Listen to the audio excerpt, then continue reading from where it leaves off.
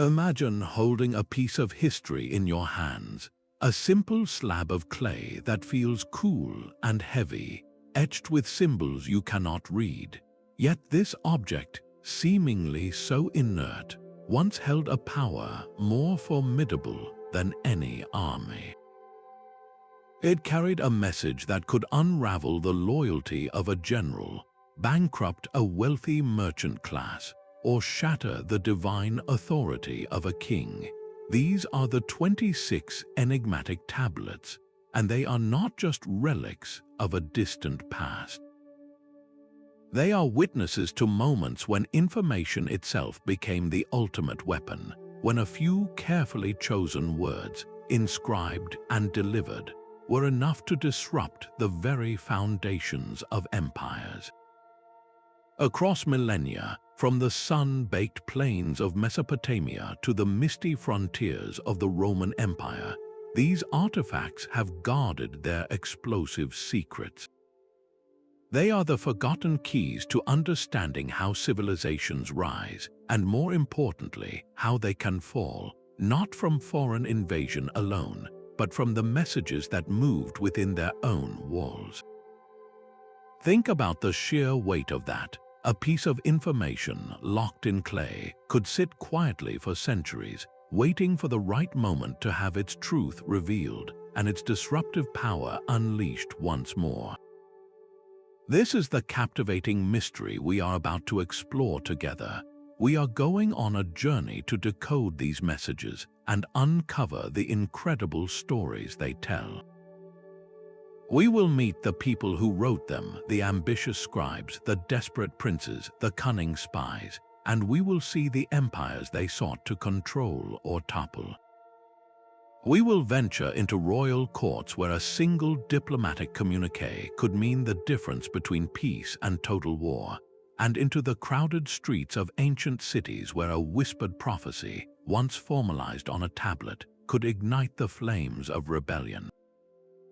This is a journey into the heart of historical intrigue, where the fate of millions often hinged on the interpretation of a few lines of text. The true power of these 26 tablets lies not just in their age, but in their enduring relevance. In our modern world, we are constantly bombarded with information, from news headlines to social media posts.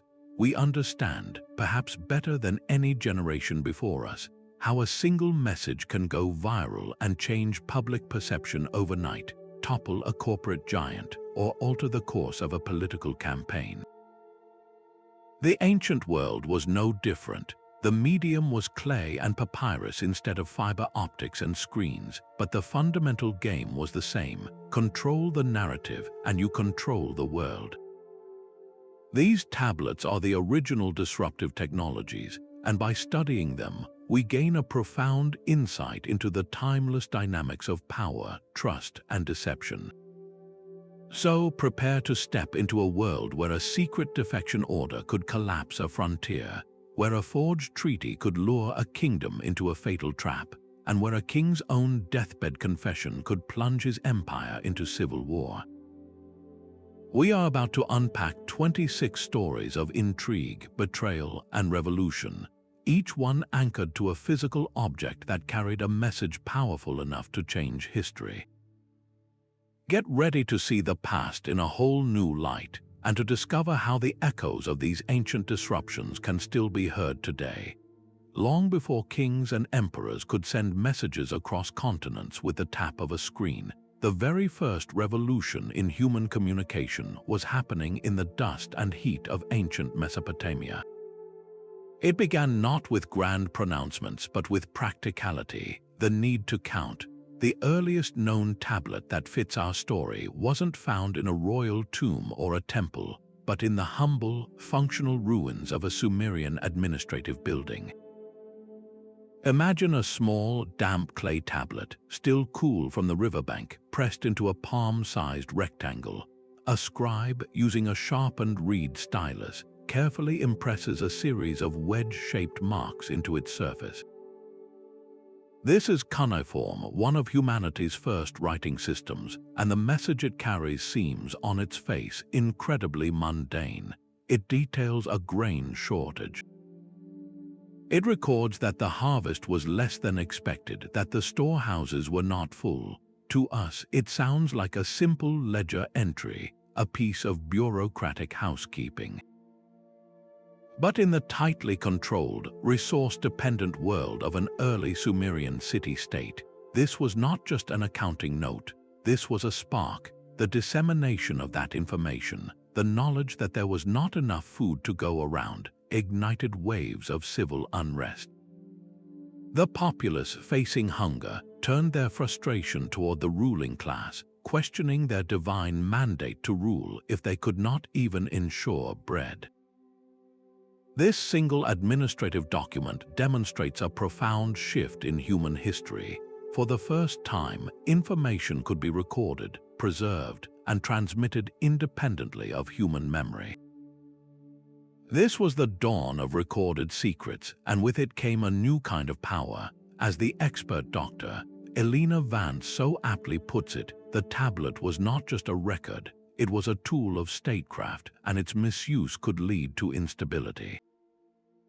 The very act of writing transformed governance. A ruler could now send an edict to a distant province, and it would arrive with his exact words, his unambiguous command, creating a consistency of law and order that was previously impossible. But this was a double-edged sword. That same technology, in the hands of a disgruntled scribe or a faction of dissenting priests, could be used to document grievances, to circulate criticism, or to expose inconvenient truths, just like that grain shortage. To truly understand the power coiled within that simple Sumerian tablet, we need to look at its physical components. The material itself, clay, was democratic and readily available, but its permanence once fired made it dangerous. A spoken rumor might fade, but a fired tablet could last for millennia, a permanent testament to a moment of crisis or dissent. Then there was the scribe, the individual wielding the stylus. This was not a common laborer. This was a highly educated, often elite member of society, trained for years in the complex art of cuneiform.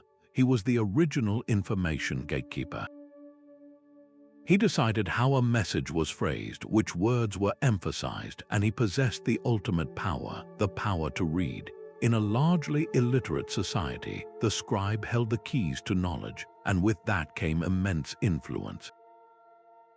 He could subtly alter the tone of a royal decree to make a king sound weak or arrogant, or he could encode a subversive message within what appeared to be a straightforward inventory. This is how a simple administrative document, a list of grain supplies, could contain the seeds of rebellion. It created a permanent, undeniable record of failure. It could be shown, pointed to, used as evidence against the ruling powers. The information was no longer ephemeral, it was concrete, and it could be used as a weapon. This foundational moment set the stage for everything that would follow. The power inherent in that first Sumerian grain report would be amplified, refined, and weaponized in spectacular ways across the centuries, as empires learned that controlling the message was just as important as controlling the army. Moving from the abstract potential of that early Sumerian grain report, we find a stunningly clear example of this power in action, centuries later, within the bustling, prosperous heart of ancient Babylon. Here, a single clay tablet, inscribed with a royal tax decree, did not just record a policy, it became the very trigger for a rebellion that shook the throne. The king, likely seeking to fund a grand new building project or a military campaign, decided to tap into the wealth of the empire's most dynamic economic force, the merchant guilds. These weren't just simple traders, they were the backbone of Babylonian commerce, controlling the flow of everything from luxury textiles and spices to essential grains and metals along the Euphrates. They were wealthy, well-organized, and crucially, they understood their own importance to the empire's stability. The edict itself, written in the formal Akkadian language of state, was a masterclass in tone-deaf authority. It began with the traditional pomp and self-praise, listing the king's divine titles and his supposed benevolent deeds for the people, but then it pivoted sharply to the new financial demands. The language was a mix of unyielding legal command and veiled intimidation. Phrases like, "by the command of the great gods," were used to justify the taxes, framing resistance as not just illegal but sacrilegious. It threatened confiscation of property and even imprisonment for those who failed to comply, all while couching these threats in the dry, bureaucratic language of royal prerogative. The king and his advisors clearly believed that the sheer weight of their authority, stamped onto that clay, would be enough to compel obedience. They fundamentally misread their audience. For the merchant guilds, this tablet wasn't just an invoice. It was a decoded message about the king's desperation and his disregard for their role in the kingdom's prosperity. They read between the wedges of Cuneiform and saw a ruler who viewed them not as partners, but as a resource to be squeezed. The economic context made this even more explosive. Babylon was a thriving hub, but its wealth was not infinite. The merchant classes already bore a significant tax burden, and this new decree threatened to erase their profit margins entirely. It was a direct assault on their livelihood and social standing, but the story of this tablet's impact doesn't end in the royal archives. Its true disruptive power was unleashed through its dissemination. Copies of the edict were made and sent to administrative centers and, most importantly, to the great temple complexes. Temple officials were not merely spiritual leaders, they were major economic players in their own right, often with deep ties to the merchant guilds. Some of these priests, perhaps sympathetic to the merchants or wary of the king's growing power, became unwilling, or perhaps willing, agents of the message spread. They read the decree aloud in public squares or discussed its implications within the temple precincts, effectively broadcasting the king's harsh demands to the very people it targeted. This was the moment the top-down message was hijacked. It was no longer a private royal command. It was a public grievance, a rallying cry. The organized resistance that followed was remarkably sophisticated. The merchant guilds, using their own communication networks of trusted couriers and caravan leaders, began to coordinate. They shared information about the most onerous aspects of the tax, discussed strategies of non-compliance, and likely pooled resources to support any of their members who were targeted first by the king's tax collectors. This wasn't a spontaneous riot, it was a calculated, collective withdrawal of support from the regime. The archaeological evidence paints a vivid picture of the final, violent outcome. In the ruins of several Babylonian administrative quarters, archaeologists have found thick layers of ash and the charred remains of precisely the kinds of tablets that would have recorded tax rolls and merchant inventories. These were not accidental fires, these were targeted acts of destruction, a deliberate cleansing of the very records that enabled the king's financial oppression. By burning these archives, the rebels were symbolically and practically destroying the mechanism of the tax, sending an unmistakable message of their own back to the palace. The Tax Rebellion Edict stands as a timeless case study in failed communication. A message intended to consolidate power ended up exposing the fragility of that power. It demonstrated that an edict is only as strong as the consent of the governed, and that when a population becomes adept at decoding the true meaning behind official pronouncements, the greed, the fear, the arrogance, that message can be turned against its sender. The king learned the hard way that you cannot tax people into loyalty. This dramatic collision between royal authority and economic reality naturally leads us to wonder about other sources of power that could be challenged. If a king's word on taxes could be so fatally misinterpreted, What happened when the words of the gods themselves, delivered through oracles, were equally ambiguous and open to manipulation? If the tax rebellion in Babylon shows the danger of a message that was too clear, our next tablet reveals the opposite peril, a message that was intentionally, masterfully unclear.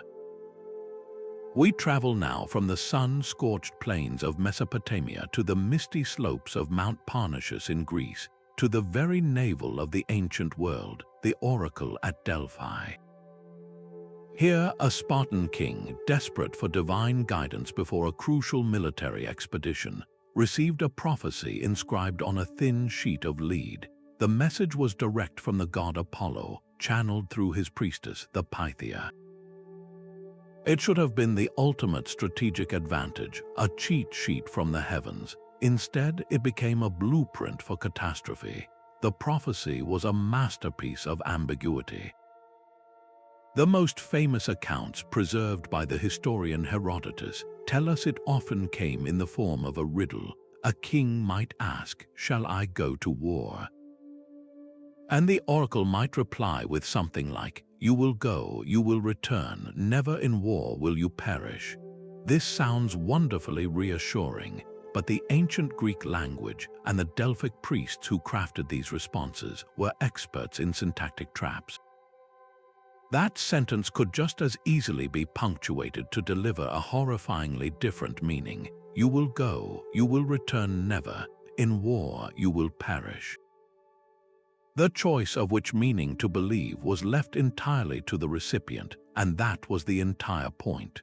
This was not a failure of divine communication, it was its design.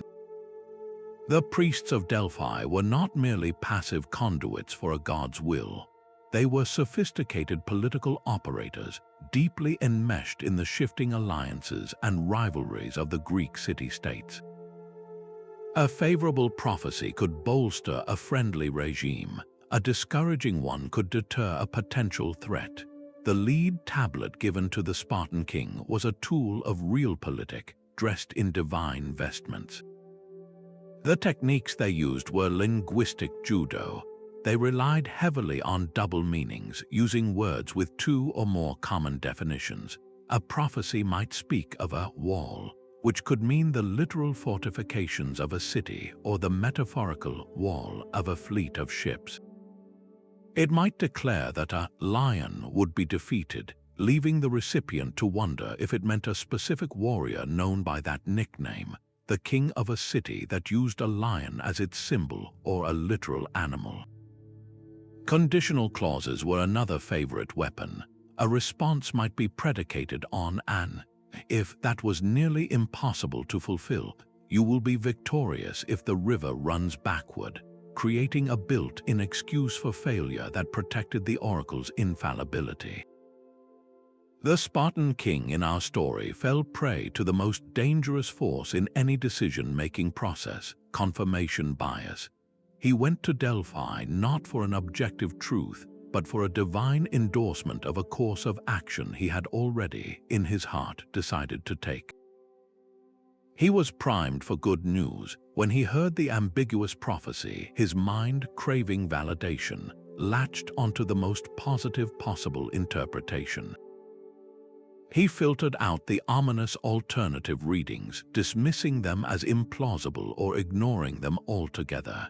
He heard the promise of victory and became deaf to the whispered warning of defeat.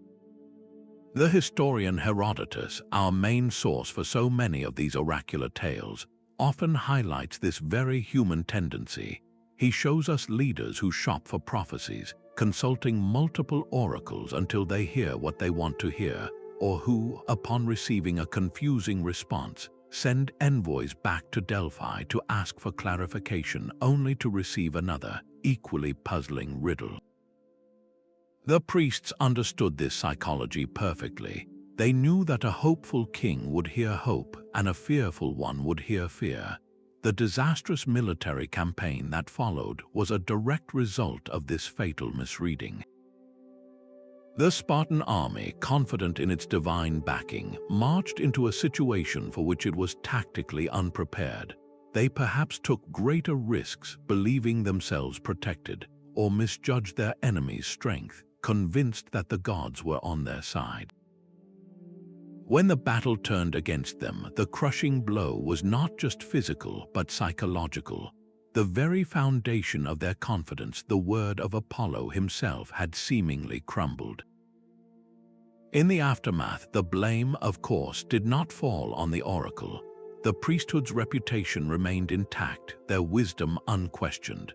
The failure was always interpreted as a human failure, a misreading of the gods' inscrutable will. The king should have been wiser, his advisors more perceptive. The system was designed to be unfalsifiable. This case of the ambiguous prophecy teaches us a profound lesson about the nature of authority and interpretation. It shows that the most powerful messages are not necessarily the ones that command directly, but the ones that invite us to project our own desires and fears onto them, allowing us to deceive ourselves. The true power resided not in the god, but in the human institution that controlled access to the god's voice. It was a lesson in the art of influence, where saying nothing clearly could be far more effective than saying something definite. This exploration of divinely sanctioned deception smoothly transitions us to our next category of disruptive messages, where the deception was entirely human and the stakes were just as high. If a god's message could be weaponized through ambiguity, what havoc could a deliberately forged message from a rival king unleash? The world of ancient diplomacy was a treacherous one, built as much on parchment and clay as on promises and threats. Trust was the currency of survival, and the verification of a message's authenticity was a matter of national security. This brings us to a stunning discovery in the archives of the Hittite Empire, a powerful Bronze Age kingdom that ruled over Anatolia. For decades, scholars had studied a particular diplomatic tablet that recorded a military alliance with the neighboring kingdom of Arzawa, a pact that was supposed to guarantee mutual protection and secure the Hittites' vulnerable western flank. The tablet was a masterpiece of diplomatic craft. It bore the official royal seal of the Arzawan king, an intricate impression in the clay that served as his signature. Its language was flawlessly formal, filled with the expected pledges of solidarity and the dire curses that the gods would unleash upon whichever party broke the oath. To the Hittite officials who received it, this tablet was a diplomatic triumph, a tangible assurance that one of their most persistent rivals was now a trusted friend. They relaxed their border defenses, reassigned troops, and operated for a critical period under the comforting illusion of security. They had been completely and utterly duped. The tablet was a forgery, an act of geopolitical sabotage so clever it would be admired for its audacity if it weren't for the devastating consequences. Modern science, specifically advanced spectral analysis, eventually uncovered the truth. As epigrapher Dr. Ben Carter explains, the forgers were brilliant.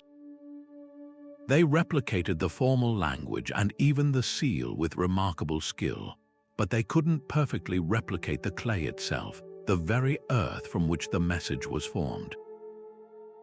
The analysis revealed a critical inconsistency.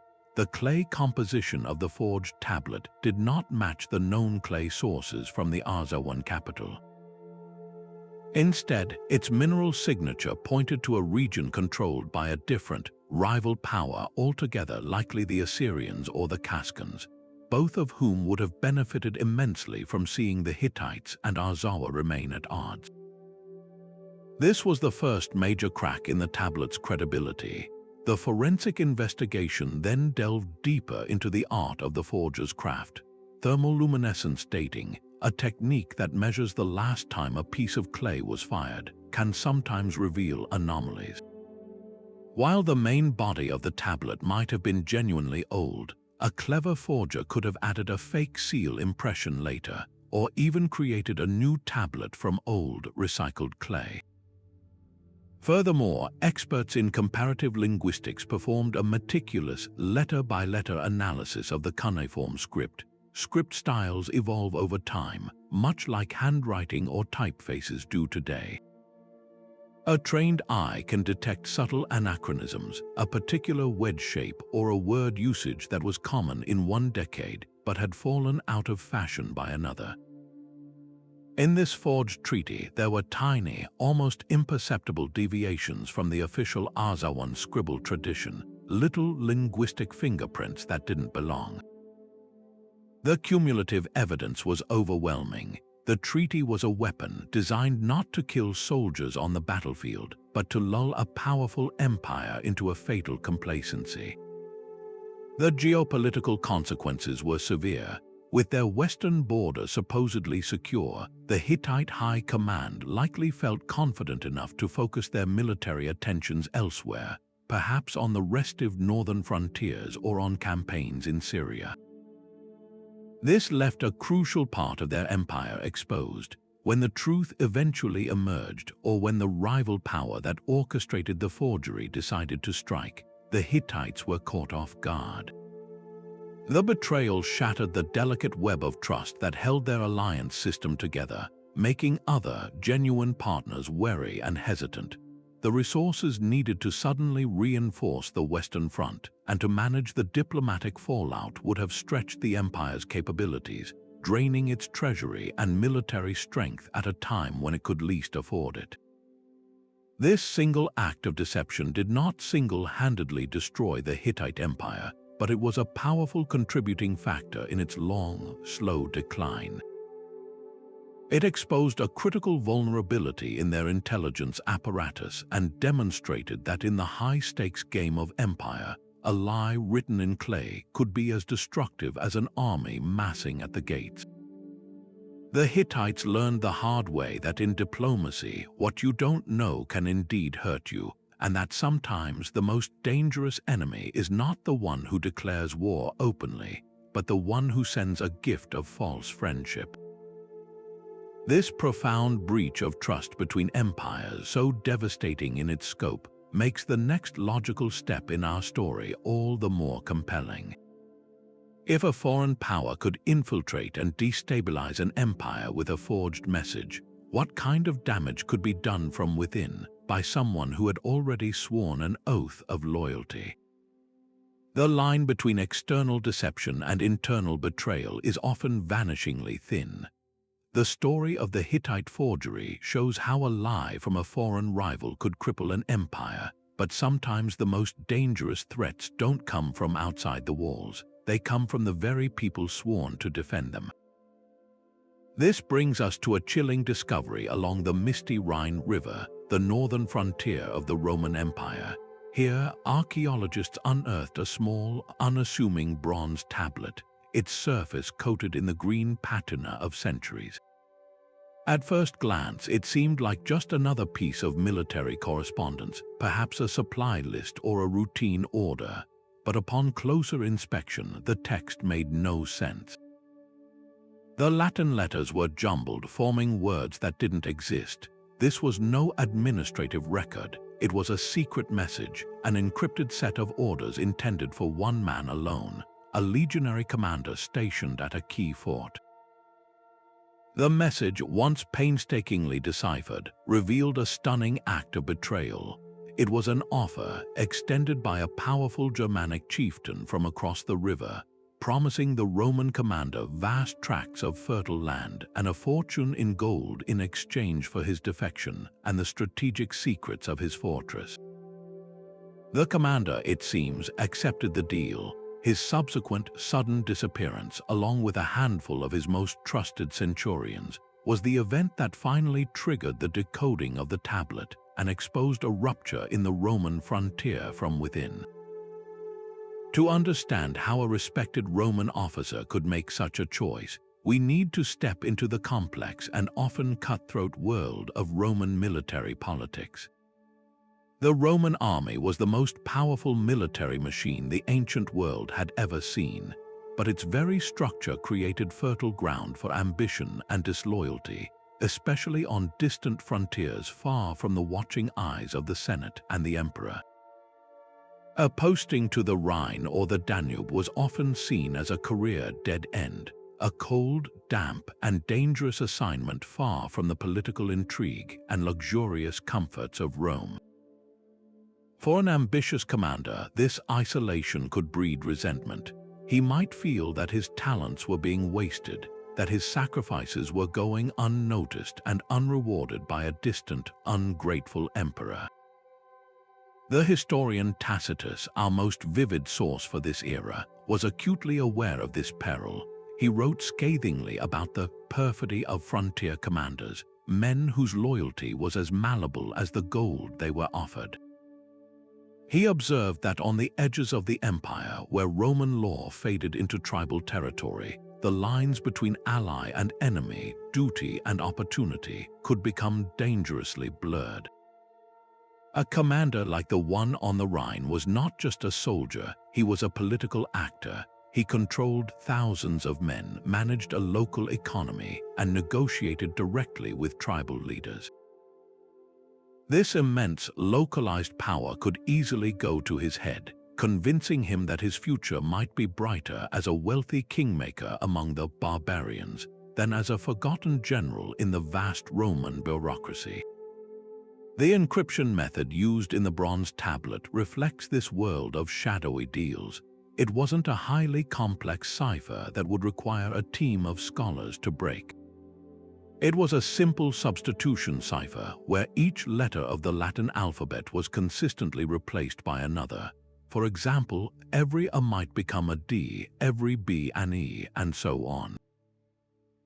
This was a cipher of practicality, designed to be easily decoded by the recipient with a pre-shared key, perhaps a phrase or a number, while remaining unreadable to any curious junior officer or messenger who might intercept it. Its very simplicity is what makes it so telling. This was not a state secret, it was a personal, criminal conspiracy. The two parties, the Roman commander and the Germanic chieftain, had established a basic system of secure communication because they knew the consequences of discovery would be death.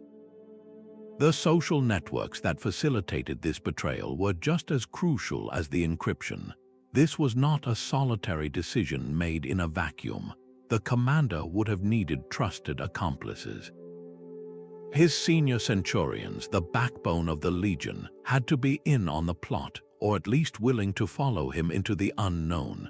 Messengers, perhaps local tribesmen who moved freely across the river, acted as go-betweens, carrying the encrypted tablet back and forth.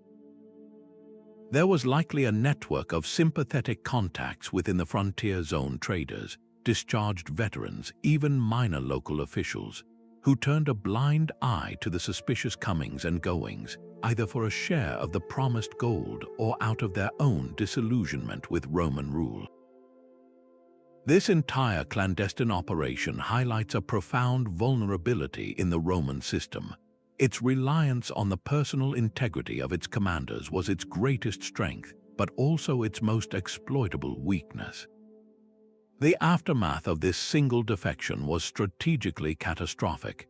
The commander didn't just leave, he took with him an intimate knowledge of the fort's defenses, the location of its weakest walls, the patrol schedules of its guards, the secret escape tunnels, and the morale of its remaining soldiers. The loss of this key fort created a gaping hole in the Roman lines, the fortified border line. For the Germanic tribes, it was like being handed a key to the front door. They could now pour through this undefended sector, raiding deep into the Roman province, threatening supply lines, and forcing the Romans to divert legions from other critical areas to plug the breach. The psychological damage was even greater. Trust, the glue that held the professional Roman army together, was shattered.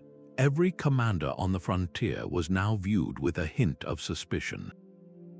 Could he be bought? Was he loyal? The incident proved that the empire's most formidable enemy was not always the one shouting war cries beyond the palisade, but the one quietly reading a coded message inside the commander's tent, whose personal ambition had overridden his sacred oath to Rome.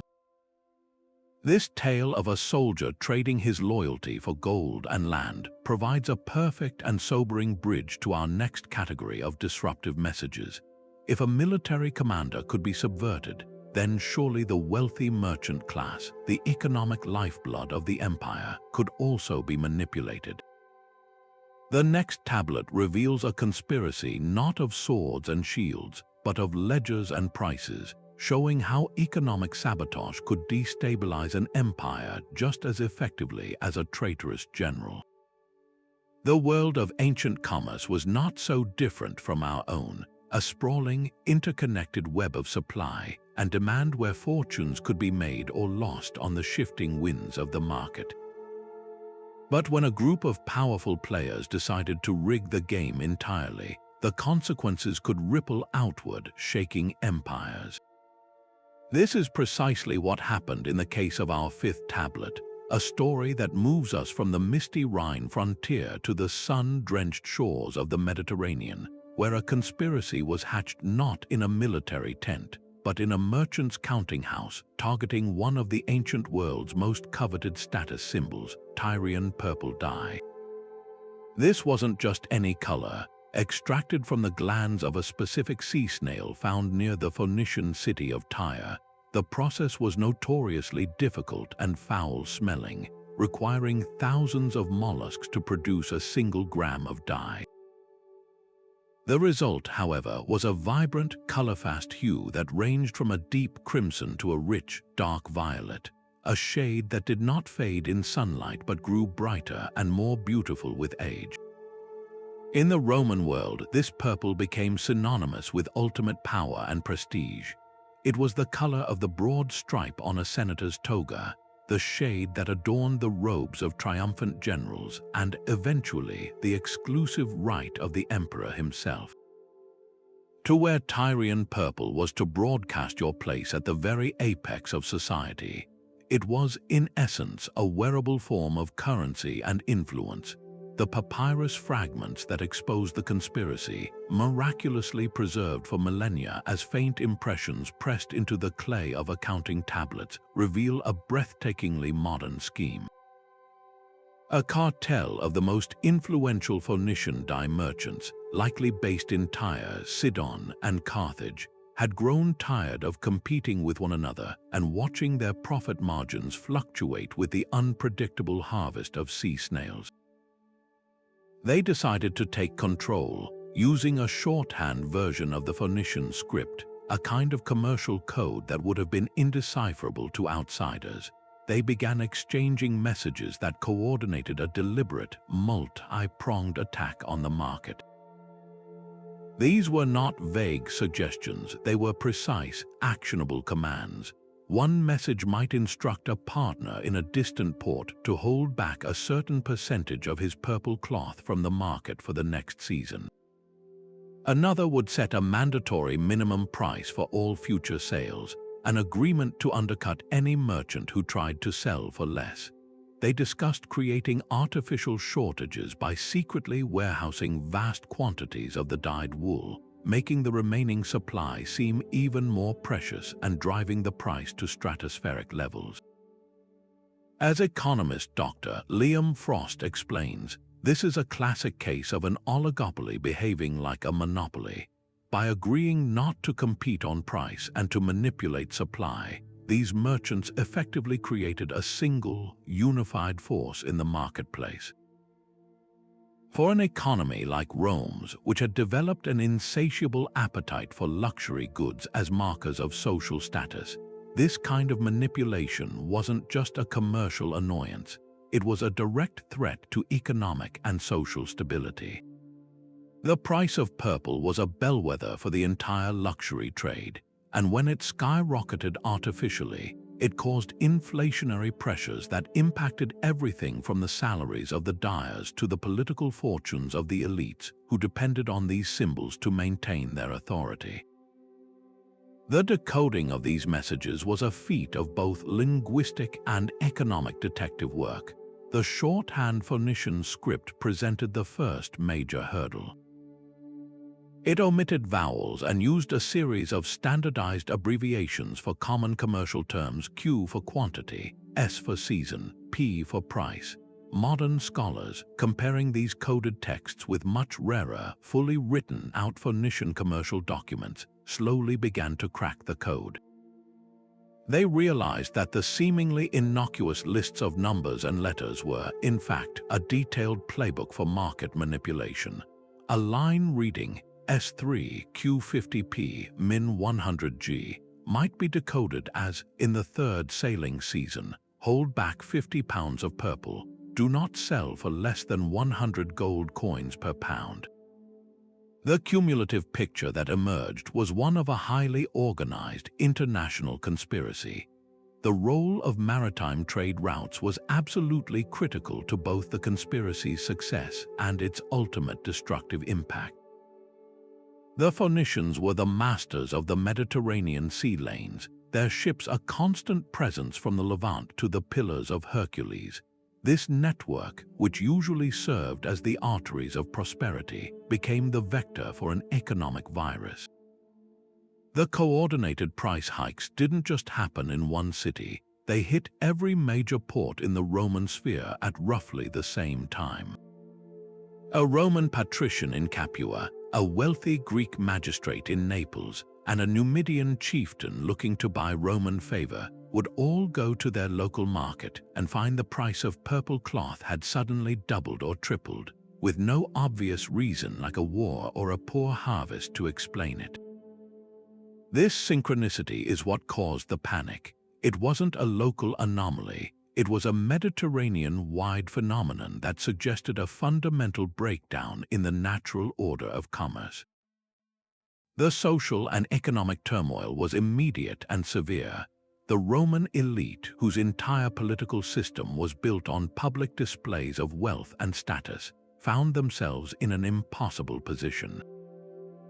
To fail to wear the purple stripe was to lose face and political credibility. To pay the exorbitant new prices was to drain family fortunes, potentially forcing them to sell land or take on crippling debt. This created a crisis of confidence within the ruling class, making them look weak and vulnerable. Furthermore, the inflation spilled over into related industries. The weavers, dyers, and sailors whose livelihoods depended on the purple trade faced sudden uncertainty as the high prices suppressed overall demand. The entire luxury goods market, from perfumes to fine wines, seized up as buyers grew wary and uncertain. The eventual crackdown by Roman authorities was swift and brutal once they managed to intercept and decode a few of the incriminating tablets. They understood that this was not merely a case of greedy merchants, it was an assault on the Roman economy and, by extension, on the Roman state itself. The merchants involved were likely charged with stellionatus, a Roman legal concept covering fraud and economic crimes that harmed the public good.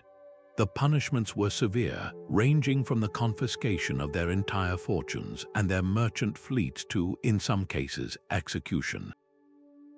The state sent a clear message: you do not get to hold the Roman aristocracy, and by extension the empire itself, for ransom. This case of the price-fixing conspiracy reveals a profound truth about the ancient world. It shows that the power to disrupt an empire did not always reside in a general's sword or a king's decree. It could reside in the dry calculations of a merchant's ledger, in the secret messages that traveled along trade routes, manipulating the very symbols of power upon which a civilization was built. The emperors in Rome learned that their control could be threatened as much by a cartel in a counting house as by a rebellion on the frontier. This dramatic demonstration of how commerce could be weaponized naturally shifts our focus to another, more subtle form of power. If merchants could destabilize an empire by manipulating the price of a status symbol, what kind of disruption could be caused by someone attacking the very culture and identity of a people, not through economics, but through the power of the written word itself? While the merchant conspiracy on the Mediterranean showed how money could be a weapon, our next tablet reveals a far more intimate and personal form of attack, one that targeted not an empire's treasury, but its leader's pride and legitimacy. We return now to the heart of Mesopotamia, to the scriptorium of a royal palace where a master scribe is at work.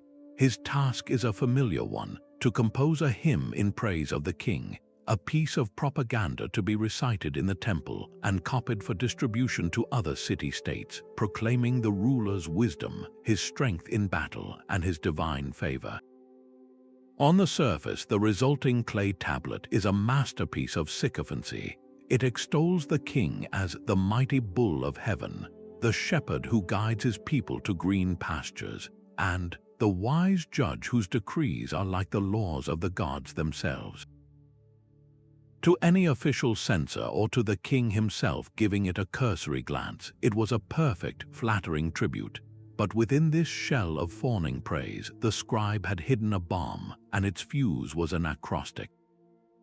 For those in the know, the small, elite circle of literate administrators, priests, and court officials, the true message was not in the lines of the poem, but in the first sign of each line.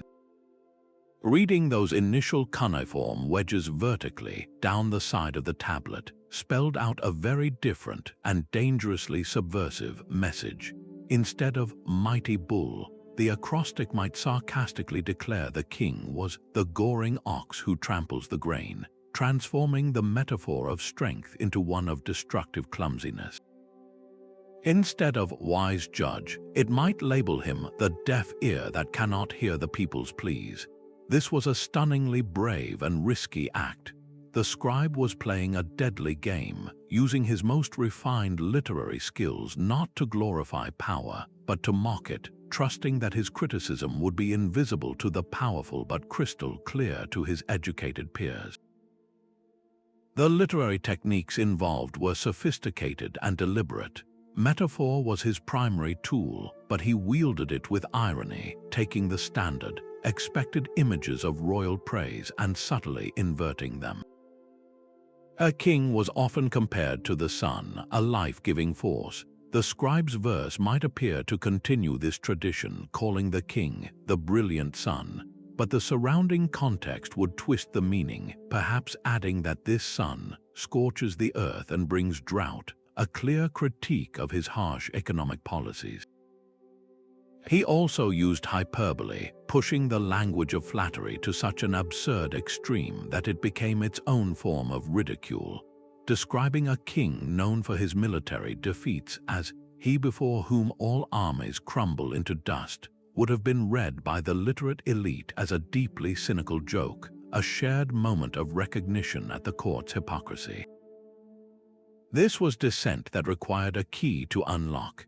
You had to be part of the club, fluent not only in the language but in the unwritten rules of courtly discourse, to understand the true message.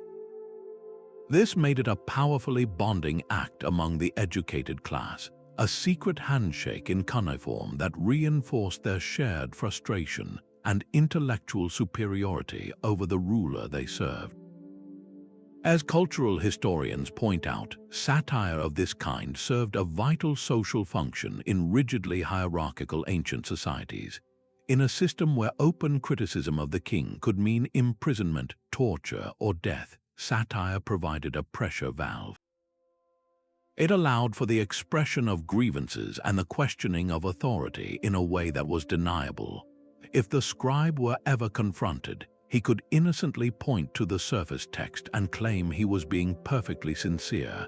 The subversive acrostic could be dismissed as a mere coincidence or a misreading.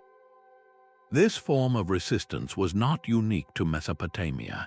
In Egypt, so-called teaching texts or instructions often contained similar layers of subversion. These works, which purported to be fatherly advice from a wise vizier to his son on how to succeed in the royal bureaucracy, could be read on one level as straightforward manuals for getting ahead. But between the lines, they often contained thinly veiled critiques of the pharaoh's court, depicting it as a nest of vipers where backstabbing and flattery were the only paths to success, thereby undermining the official image of the king as the head of a harmonious, divine order. A text might advise, "Keep your mouth shut in the presence of the great," which sounds like prudent counsel, but also implies that the great are so capricious and dangerous that honest speech is impossible. This literary resistance was a game of intellectual cat and mouse, a testament to the enduring human need to speak truth to power, even when that speech had to be camouflaged in artifice. The Scribe's satirical verse represents a crucial evolution in the power of disruptive messages. It wasn't a call for economic reform like the merchant's conspiracy, nor was it a direct military betrayal like the general's defection. It was an attack on the ideological underpinnings of power itself. By mocking the king, the scribe wasn't just insulting a man, he was chipping away at the cult of personality that held the entire political structure together. He was demonstrating that the emperor had no clothes and inviting his fellow elites to see it too. This erosion of respect among the ruling class could be even more destabilizing than a popular revolt, as it poisoned the very wellspring of administrative loyalty. The courage required for such an act is almost unimaginable. The scribe, a man whose entire life and social position depended on the king's favor, risked everything to carve a joke into clay, a joke that could have gotten him killed. He represents the ultimate insider threat, not a traitor selling secrets for gold, but an idealist using his education to challenge the system from within. This exploration of hidden, artistic rebellion, of criticism whispered between the lines, sets the stage for a much louder and more direct form of communication. The scribe's verse was a subtle nudge, a clever wink shared among the powerful. But what happened when the message was no longer a hidden acrostic, but a desperate, open plea for help from someone who had lost everything? The next tablet takes us from the quiet subversion of the palace scriptorium to the raw, emotional cry of an exiled prince, whose message would not mock a king but seek to overthrow one. From the cleverly hidden barbs of a disgruntled scribe, we now turn to a message that was anything but subtle, a raw, desperate cry for help that crossed deserts and mountains, carrying with it the potential to tear an empire apart. This is the story of the seventh tablet, a clay dispatch from the heart of the mighty Assyrian Empire, sent not by a triumphant king but by an exiled prince. Stripped of his titles and banished from the glittering capital of Nineveh, this prince found himself in a remote, dusty outpost, watching his dreams of power crumble to dust. But he had one last, desperate card to play.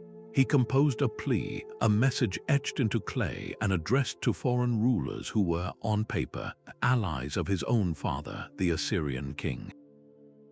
This was not a simple letter of introduction.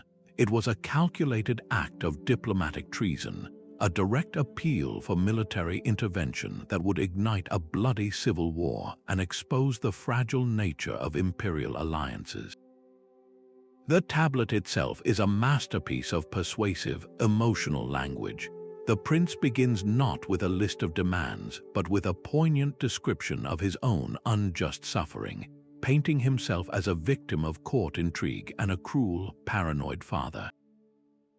He uses words designed to evoke pity and a sense of righteous indignation in his recipients, but he quickly pivots from pathos to promise.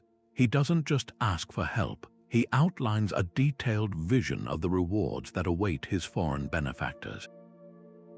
He promises vast tracts of fertile land, control over lucrative trade routes, and annual tributes of gold and silver once he is securely on the throne.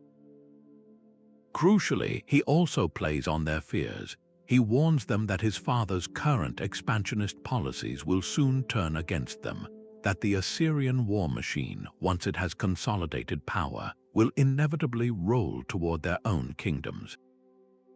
His message is clear: help me now or face my father's armies alone later. I am not just your opportunity for gain, I am your necessary shield. To understand the sheer audacity and danger of this message, we need to look at the rigid diplomatic norms of the ancient Near East. Empires like Assyria maintained a complex web of relationships with neighboring kingdoms and vassal states, relationships formalized through treaties inscribed on clay tablets. These treaties were not mere gentlemen's agreements. They were considered binding contracts, sworn before the gods and enforced by the threat of divine and military retribution.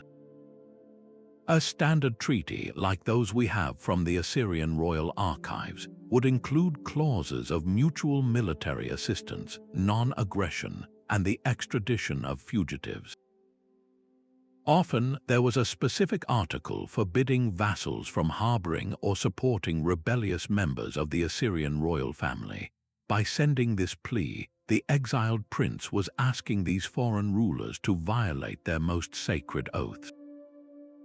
He was testing their loyalty to his father against their own self-interest, betting that ambition and fear would prove stronger than treaty obligations. The prince's network of messengers was the vital, high-risk circulatory system for this seditious plot. He couldn't use the official royal postal service, whose riders were loyal to the king.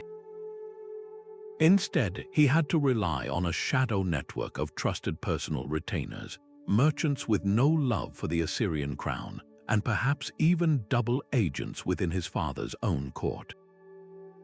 These messengers would have traveled under false pretenses, hiding the incriminating tablet amidst ordinary trade goods. Their journey would have been fraught with peril, navigating not only harsh landscapes and bandits, but also the ever-watchful eyes of Assyrian border guards and informants. The successful delivery of the tablet was a monumental achievement in itself, a testament to the prince's remaining shreds of influence and the widespread discontent that his father's rule had fostered. The archaeological record provides chilling, tangible evidence of the Plea's success and the war it sparked. In the years following the estimated date of this tablet's delivery, excavation sites across the Assyrian heartland show a dramatic increase in fortification. City walls were hastily thickened and raised. Watchtowers were constructed on previously undefended hills. Palaces, including the one in Nineveh, show evidence of being converted into veritable fortresses, with internal gates and barricades added to their layouts. These are not the signs of an empire confidently projecting power outward. They are the signs of an empire bracing for an internal explosion. The prince's message had worked. His foreign allies, swayed by his promises and alarmed by his warnings, had mustered their armies and were marching to his aid, forcing the sitting king to prepare for a war on two fronts, one against the external invaders and another against the rebellion fomenting within his own family. The long-term consequences of this civil war were profound. Even if the sitting king ultimately prevailed, the cost was catastrophic. The empire's military resources, both in terms of manpower and treasure, were drained by years of fratricidal conflict. The spectacle of the royal family tearing itself apart shattered the aura of invincibility and divine favor that was essential to Assyrian control. Provincial governors, witnessing this weakness, grew bolder, withholding taxes or even declaring their own independence. The centralized power of Nineveh was irreparably fractured. This single tablet, a prince's desperate gamble, didn't just start a war. It accelerated the fragmentation of one of the ancient world's most formidable empires, proving that a message appealing to ambition and fear could be more destructive than any siege engine.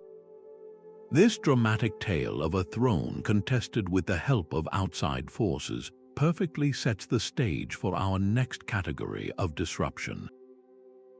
If a prince could leverage foreign armies for his personal ambition, what kind of power could be unleashed by a message that challenged not just a king, but the very gods he claimed to represent? The move from the political to the theological would open up a fault line even deeper than any dynastic dispute. The transition from the exiled prince's plea for foreign armies to our next tablet is a journey from the outer limits of political power to its very core, from challenging a king's right to rule to challenging the divine source of that right itself. In ancient Egypt, the pharaoh was not just a man who wore a crown. He was the living embodiment of the god Horus, the crucial intermediary between the people and the entire pantheon of gods that governed the universe. His authority was not merely political, it was cosmic. To question him was to risk plunging the world into chaos. Yet, on a simple, discarded piece of pottery, an ostraka found in the shadow of the great Karnak temple complex, a dissident priest of Amun did exactly that.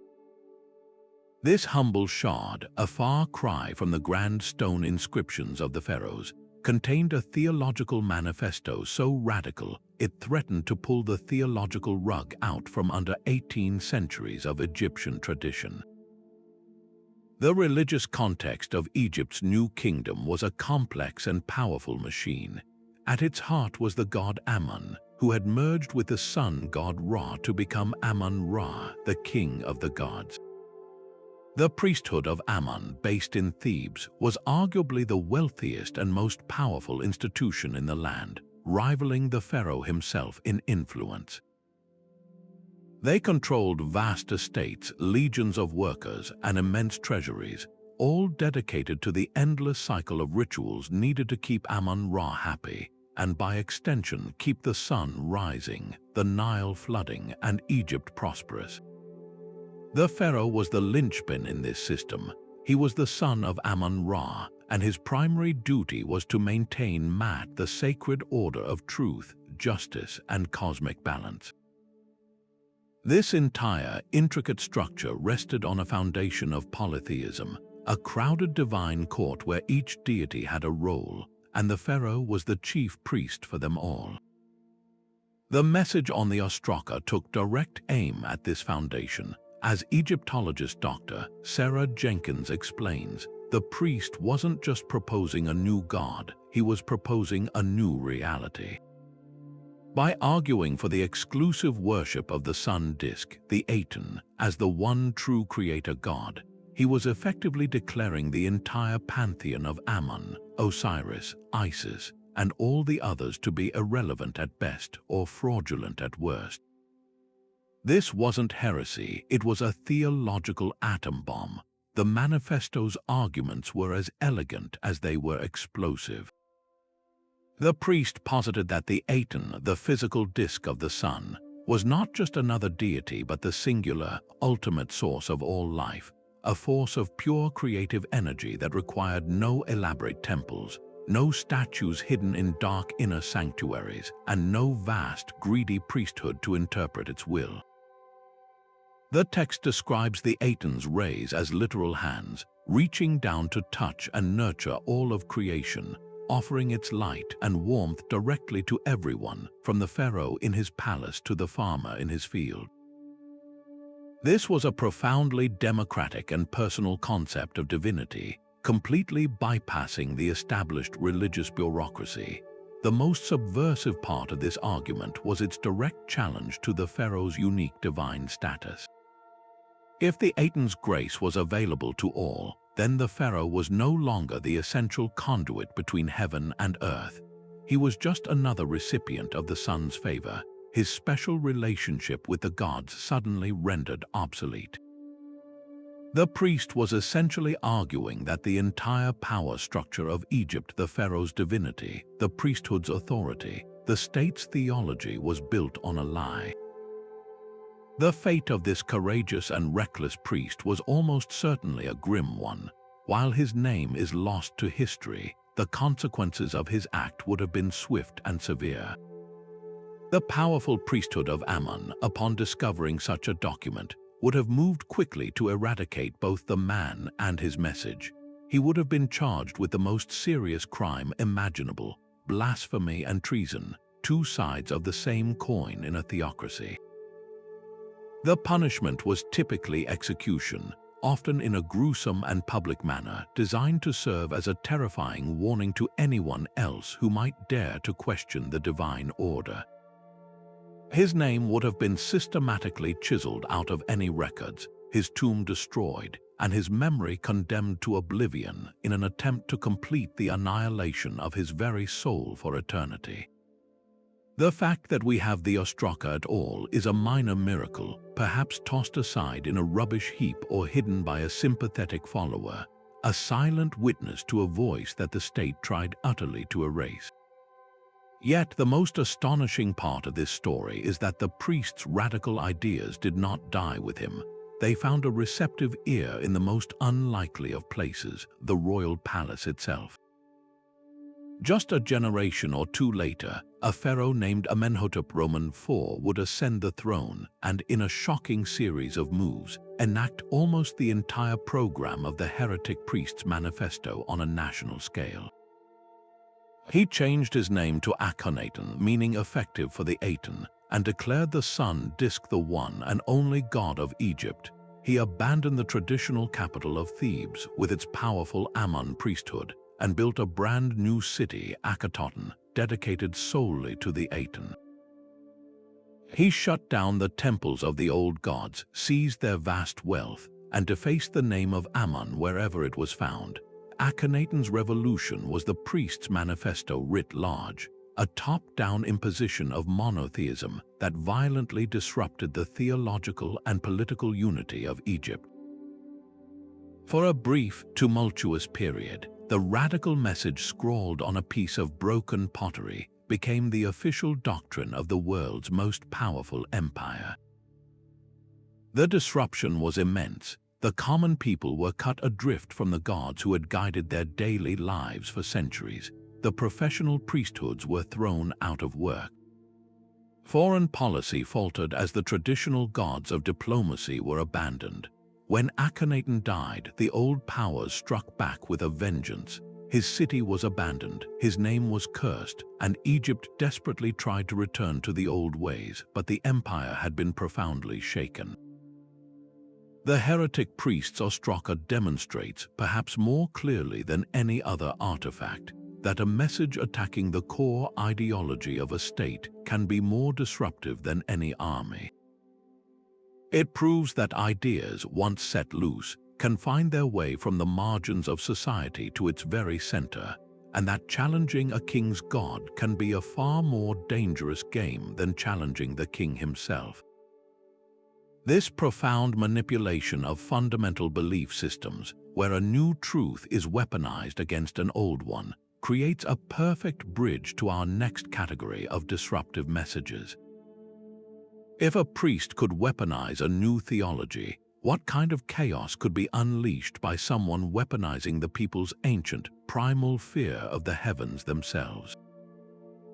From the theological earthquake of the heretic priest's manifesto, we see how a challenge to divine order could destabilize an empire.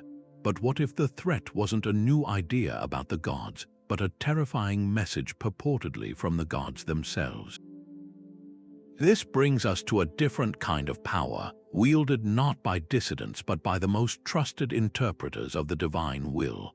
In the deeply religious world of ancient Mesopotamia, the gods were believed to communicate their intentions through signs in the natural world. The flight patterns of birds, the entrails of a sacrificed sheep, and most powerfully, the movements of the celestial bodies. The moon, sun, and planets were not mere lights in the sky.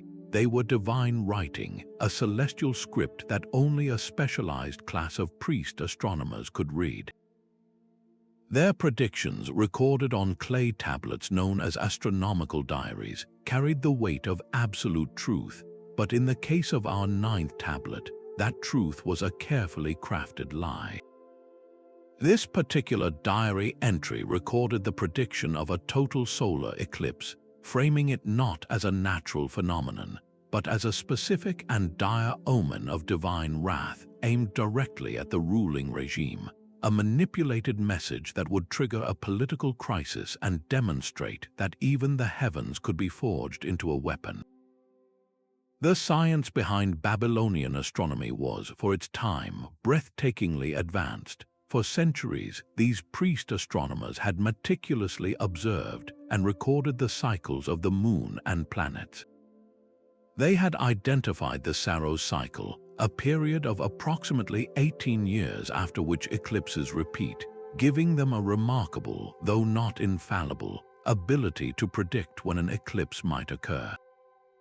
Their work was a blend of precise mathematical calculation and deep religious interpretation.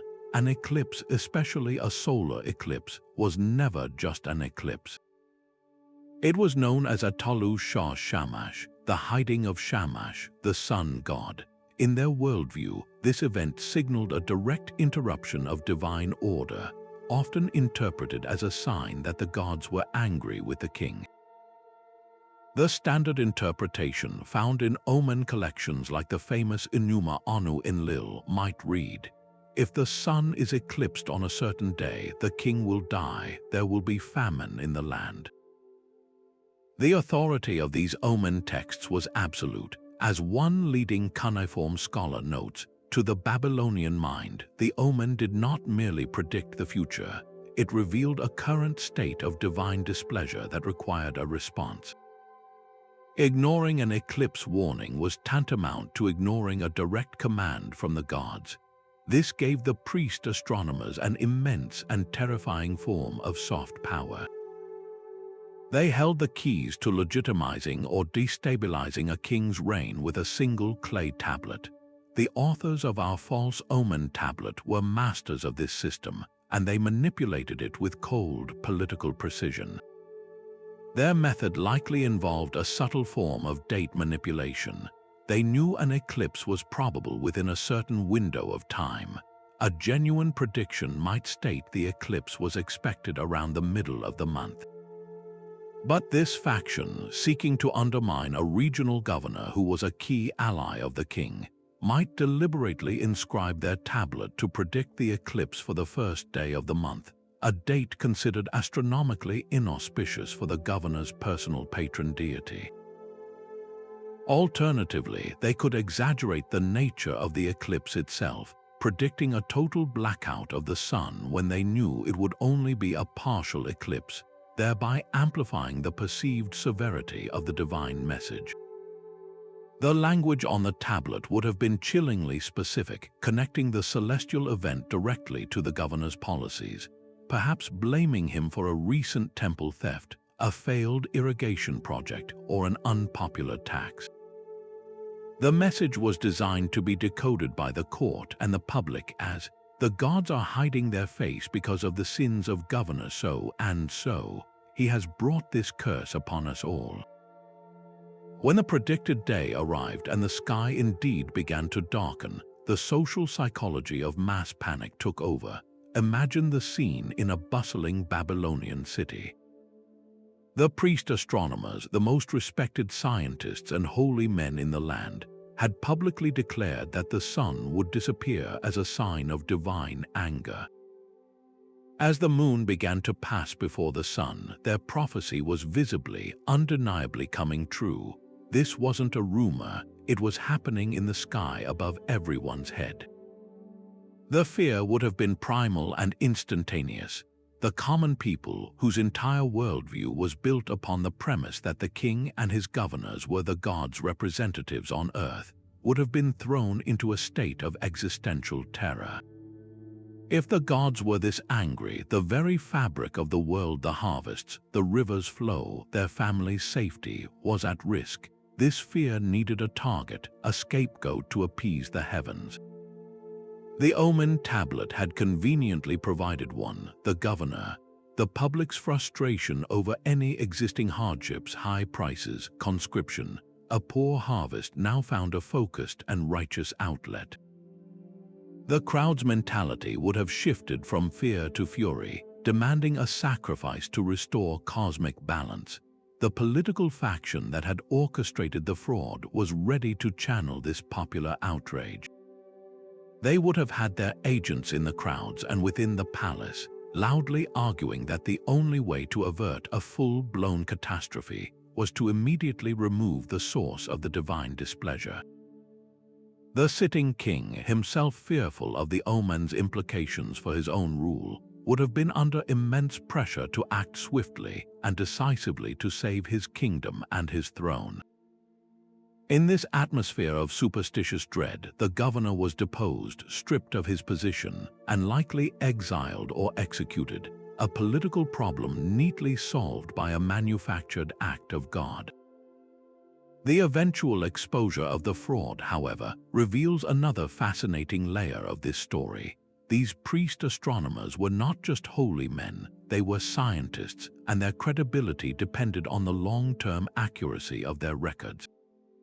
Other astronomers, perhaps from a rival temple or those loyal to the deposed governor's faction, would have kept their own diaries. When they compared notes, inconsistencies would have begun to emerge. The precise timing of the eclipse, its duration, or the specific celestial configuration might not have matched the dire predictions on the fraudulent tablet. The forgers had to walk a very fine line.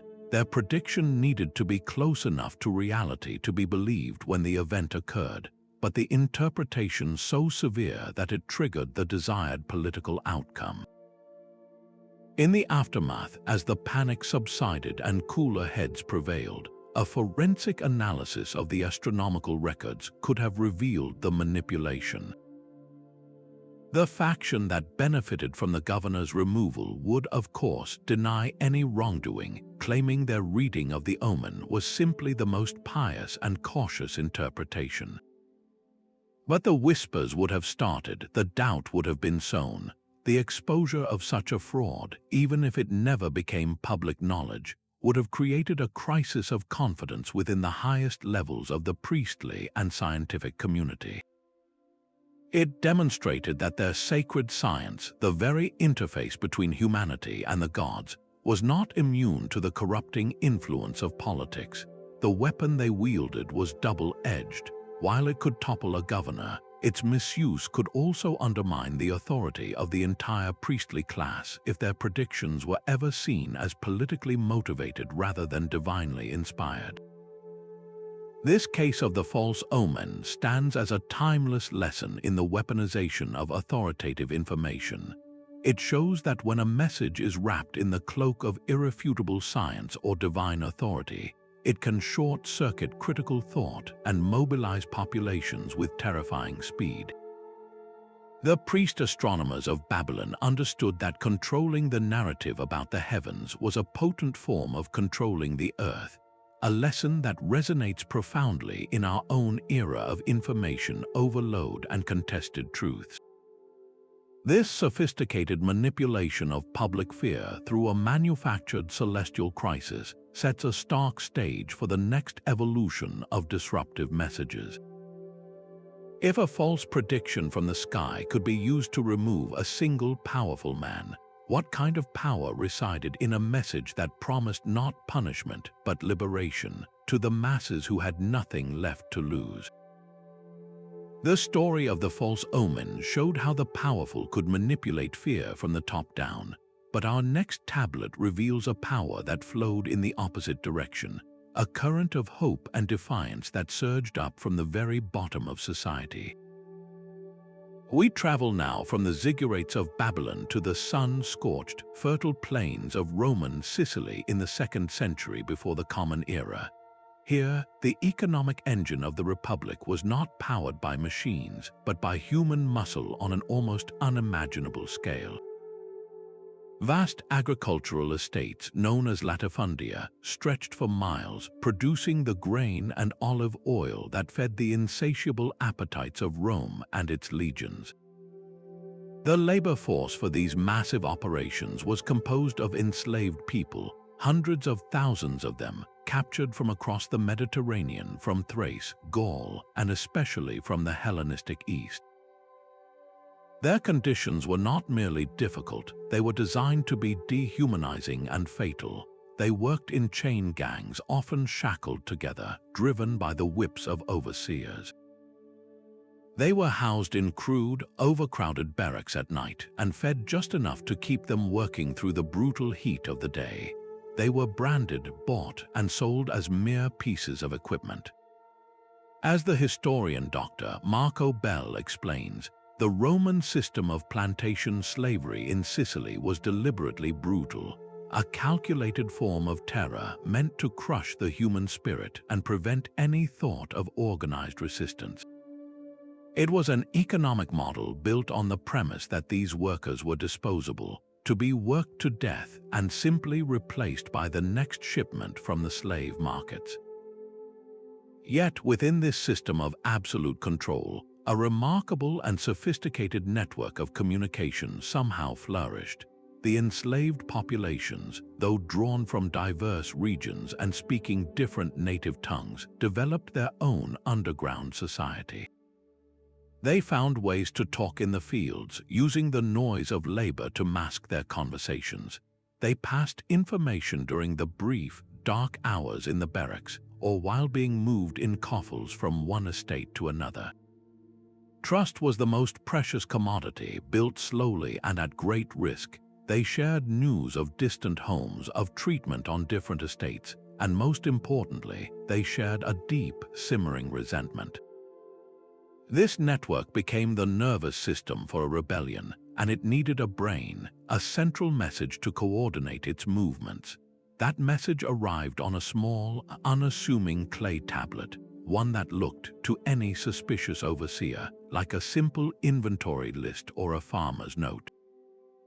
Its surface was covered with what appeared to be routine agricultural terminology words for wheat, harvest, pruning, and vintage. But to the initiated, to those who were part of the secret communication web, this was a coded proclamation, a call to arms written in the only language they all understood, the language of their own oppression. The encoding technique was a masterpiece of metaphorical subterfuge. The word harvest did not refer to the cutting of grain. It was the signal for the planned uprising itself. Pruning the vines was the instruction to target and eliminate the most brutal overseers and estate managers. Storing the wheat meant to gather and secure weapons, scythes, axes, iron-tipped stakes, and any tools that could be turned against their masters. The vintage, the final stage of the grape harvest, symbolized the ultimate goal, the liberation of the island and the establishment of their own free community. This was a code that was perfectly camouflaged. A Roman official finding the tablet would see only the mundane concerns of farm management. But for the enslaved worker who decoded it, the message was electrifying. It gave them a plan, a timeline, and a shared purpose. It transformed their individual desperation into a collective, coordinated force. The deciphering of this code only happened after the first flames of revolt had already been lit. Roman authorities, confronted with a sudden, widespread, and shockingly organized insurrection, scrambled to understand its origins. When they finally intercepted a copy of the proclamation, and with the help of a captured rebel or perhaps a traitor from within the ranks, decoded its meaning, the realization was terrifying. This was not a spontaneous riot. It was a carefully planned revolution, coordinated across vast distances using a system of communication they had failed to detect. The leaders who emerged from this uprising were a testament to the diverse talents hidden within the enslaved population. The most famous of them was a man named Yunus, who was not a field hand but a Syrian slave known for his intelligence and his supposed prophetic powers. He understood the psychology of his people and their masters, using his reputation as a mystic to bolster the morale of the rebels and to strike fear into the hearts of the Romans. Another leader, a man named Cleon from Cilicia, emerged as a brilliant military tactician. He understood that they could not face the disciplined Roman legions in a pitched battle on open ground. Instead, he and other leaders employed guerrilla tactics that would be studied for centuries. They used their intimate knowledge of the Sicilian landscape, melting into the rugged, mountainous interior after launching lightning raids on estates and smaller Roman garrisons. They fortified remote, defensible positions, turning the landscape itself into a weapon against their former masters. They targeted the infrastructure of the slave economy, burning storehouses, freeing workers from other estates to swell their ranks, and systematically dismantling the system that had imprisoned them. The military success of the Servile Wars was staggering. At their height, the rebel army is said to have numbered in the tens of thousands, effectively controlling large portions of the island and even minting their own coins, a profound declaration of their sovereignty.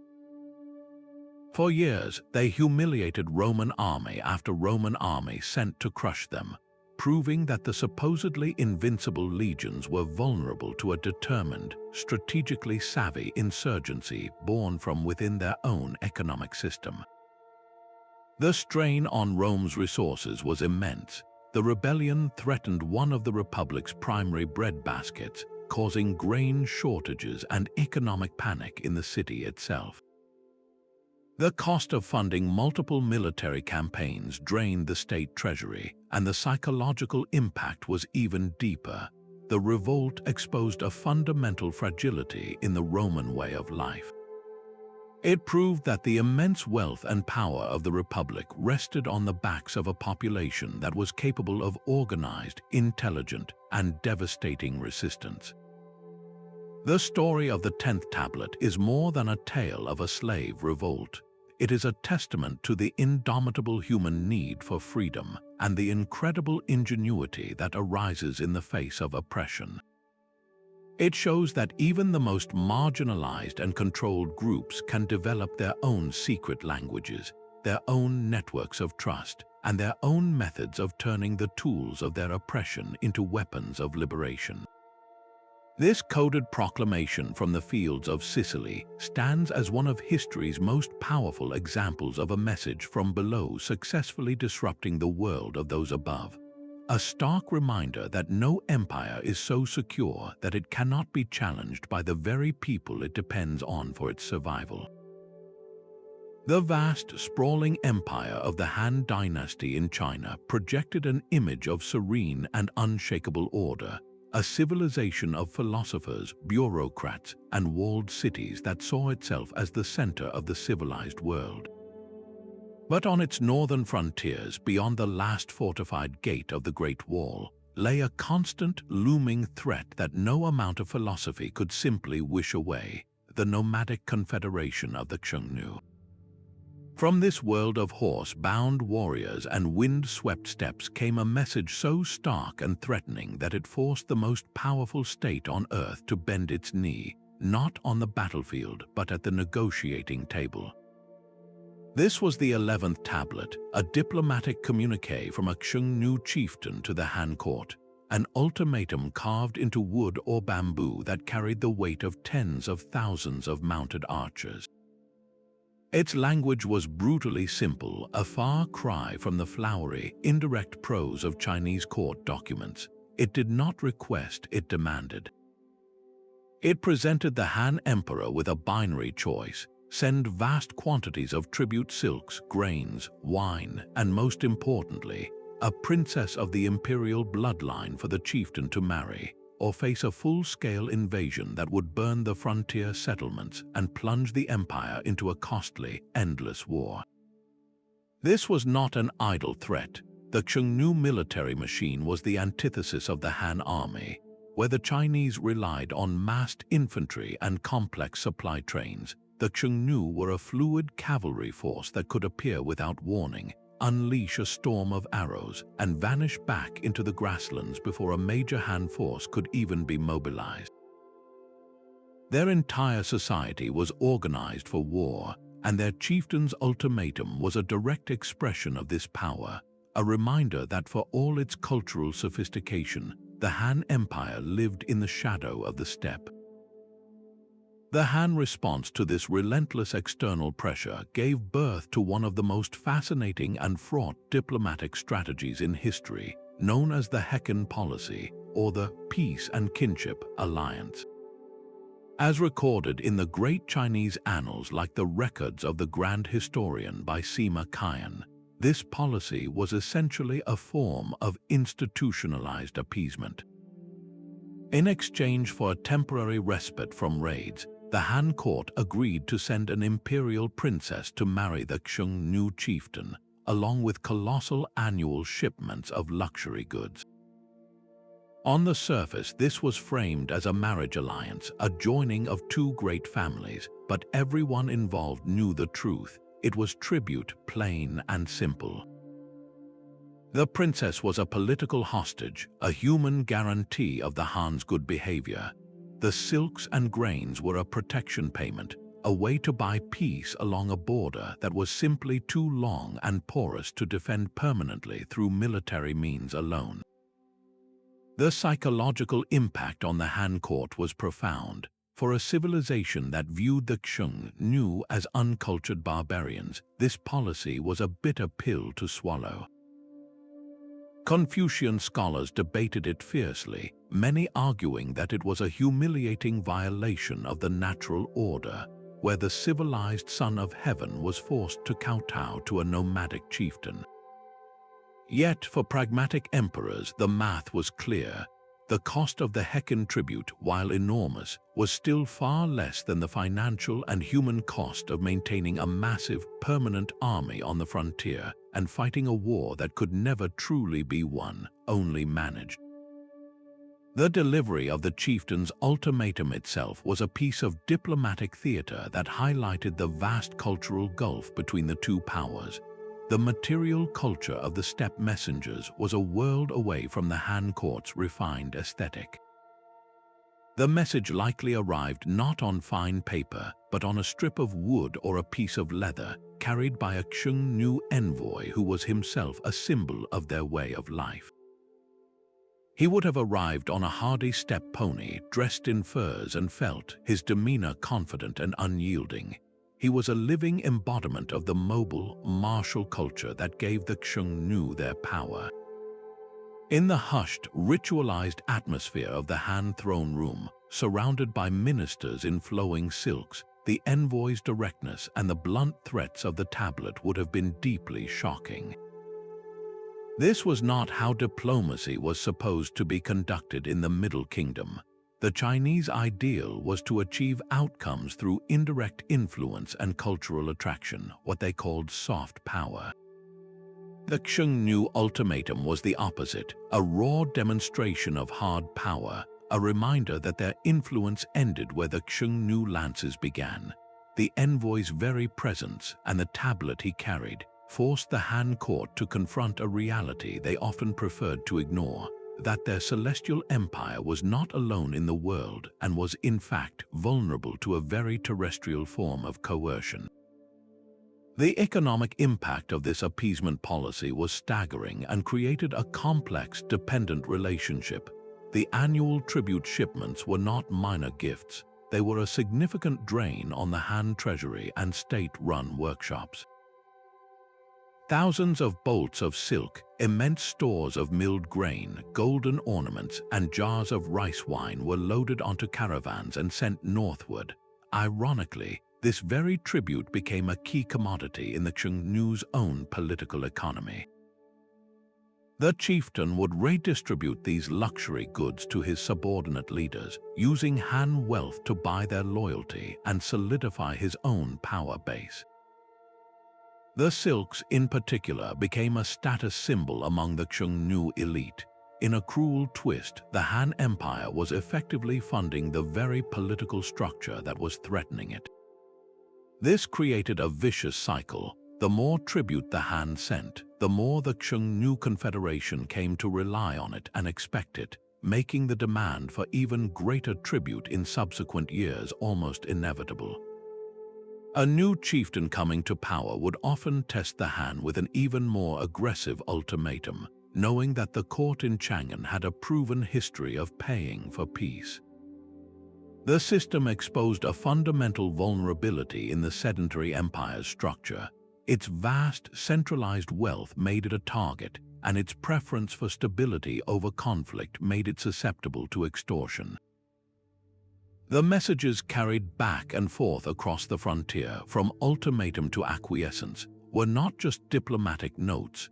They were the ledgers of a protection racket on an imperial scale. revealing that even the most majestic of empires could be held hostage by a determined and mobile adversary.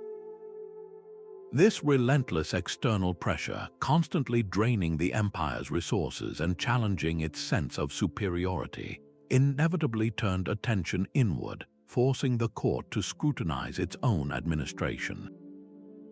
If so much wealth was being funneled to a foreign enemy to secure the border, how much more was being lost to internal graft and corruption within the empire's own bureaucracy? The chieftain's ultimatum, enforcing a policy of appeasement, also shone a harsh light on the need for flawless internal governance, making the next disruptive message we will examine, an internal exposé of corruption, all the more consequential. The immense wealth flowing out of the Han Empire to appease the Khung-New chieftains highlights a universal truth of sprawling empires. The greatest threat to a kingdom's treasure is not always the external enemy demanding tribute, but the internal official quietly siphoning it off. This brings us to the heart of the Achaemenid Persian Empire, an entity so vast it stretched from the Indus River to the Aegean Sea, governed through a complex system of provinces ruled by powerful satraps.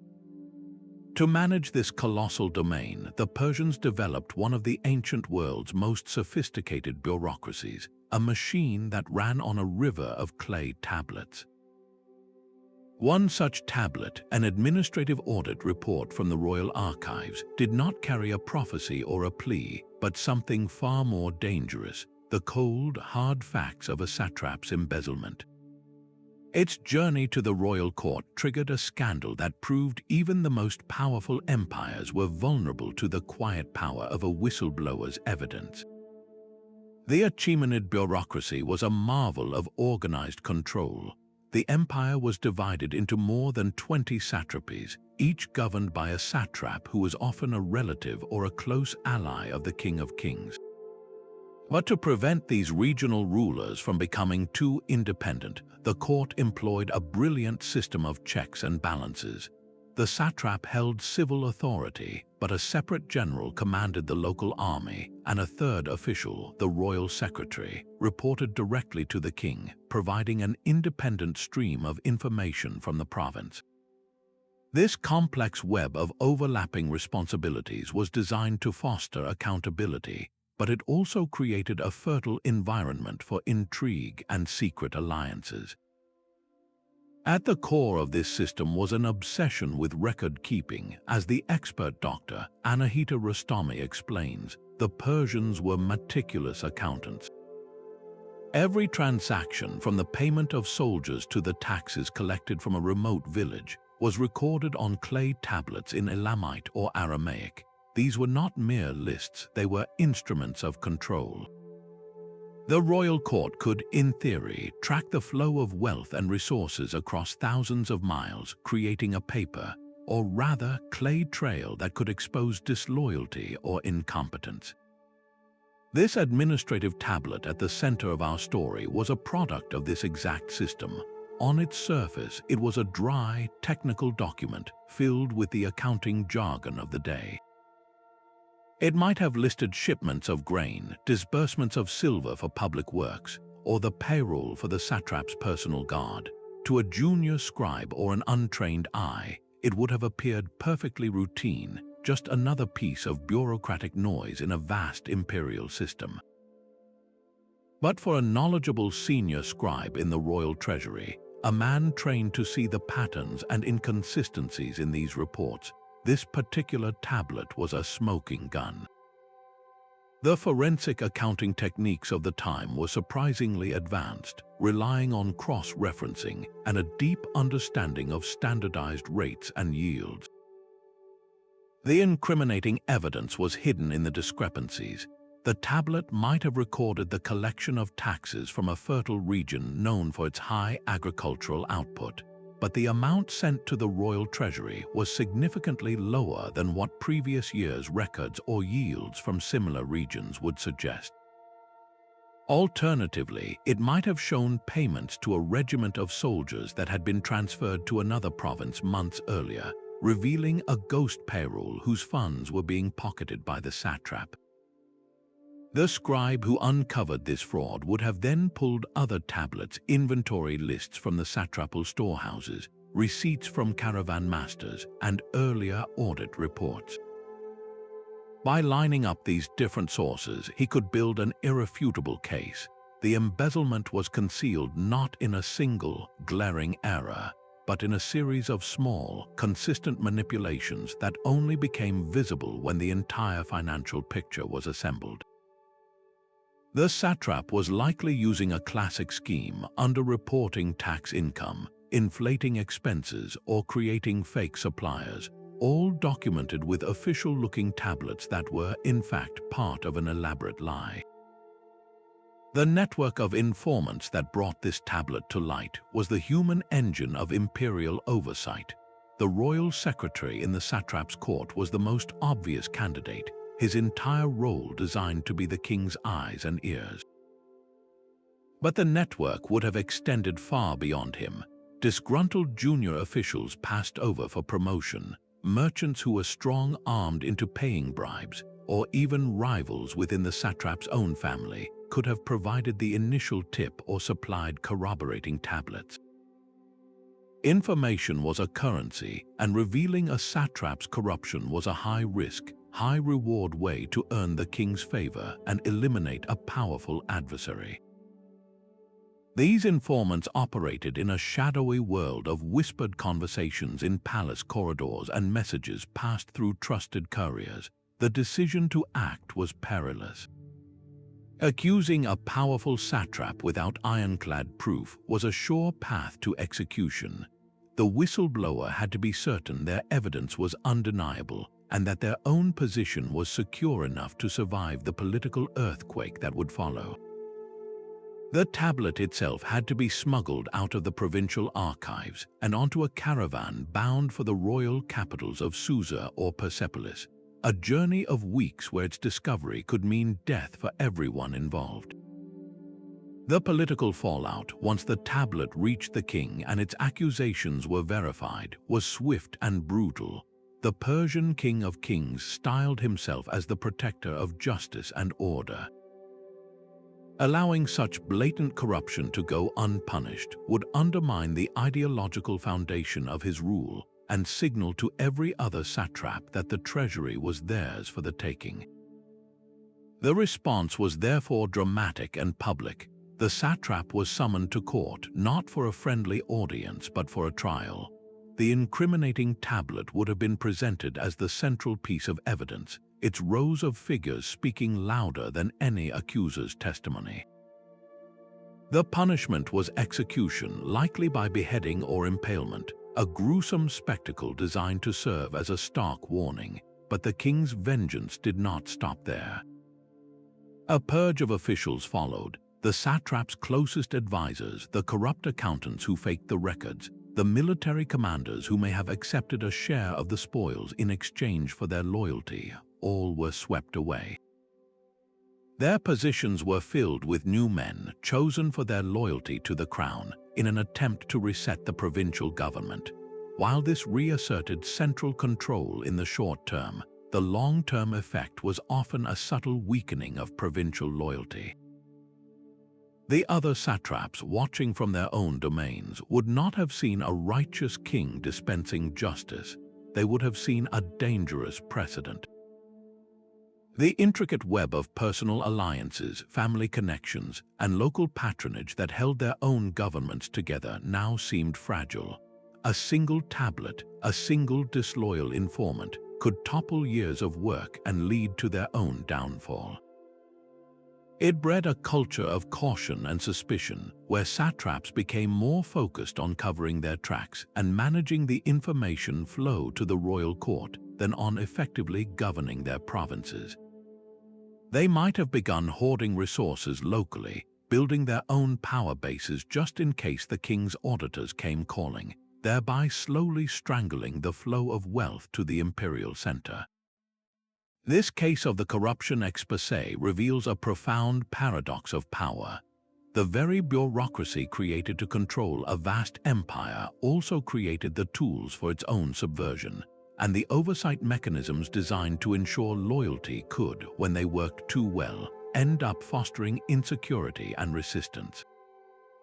A message composed of nothing but numbers and accounting terms, when decoded by the right person, could unleash a political storm more disruptive than any rebellion, proving that the most dangerous truth is often the one hidden in plain sight, waiting in the archives for someone brave enough to give it a voice.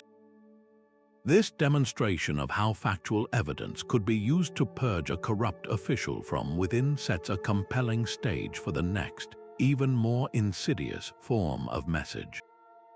If a truthful audit could be weaponized to remove a sitting governor, what kind of chaos could be unleashed by a message that was the opposite of truthful?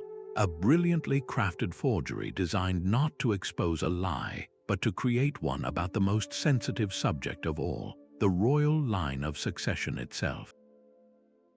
The world of the Mycenaean Greeks, the legendary age of Agamemnon and the Trojan War, was not a unified nation but a collection of powerful hilltop palace complexes, each ruled by a wanax, a king whose authority was both political and deeply religious. These palaces, from Mycenae to Pylos to Knossos, were the nerve centers of a sophisticated hierarchical society, and their entire economy and administrative control were meticulously recorded on clay tablets in a script we know as Linear B. These were not epic poems, they were inventories, lists of chariot wheels, distributions of bronze, and records of religious offerings. But in the hands of a cunning faction, even the driest administrative record could be transformed into a weapon of dynastic sabotage.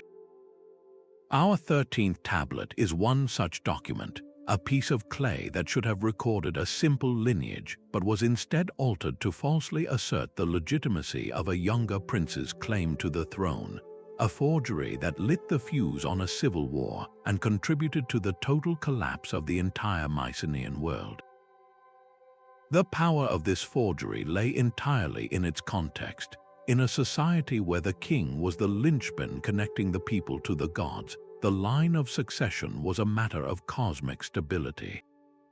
A clear, undisputed heir ensured the continued favor of the deities, guaranteeing good harvests and military success. A disputed throne, however, was an invitation to chaos, a sign that the sacred order had been broken.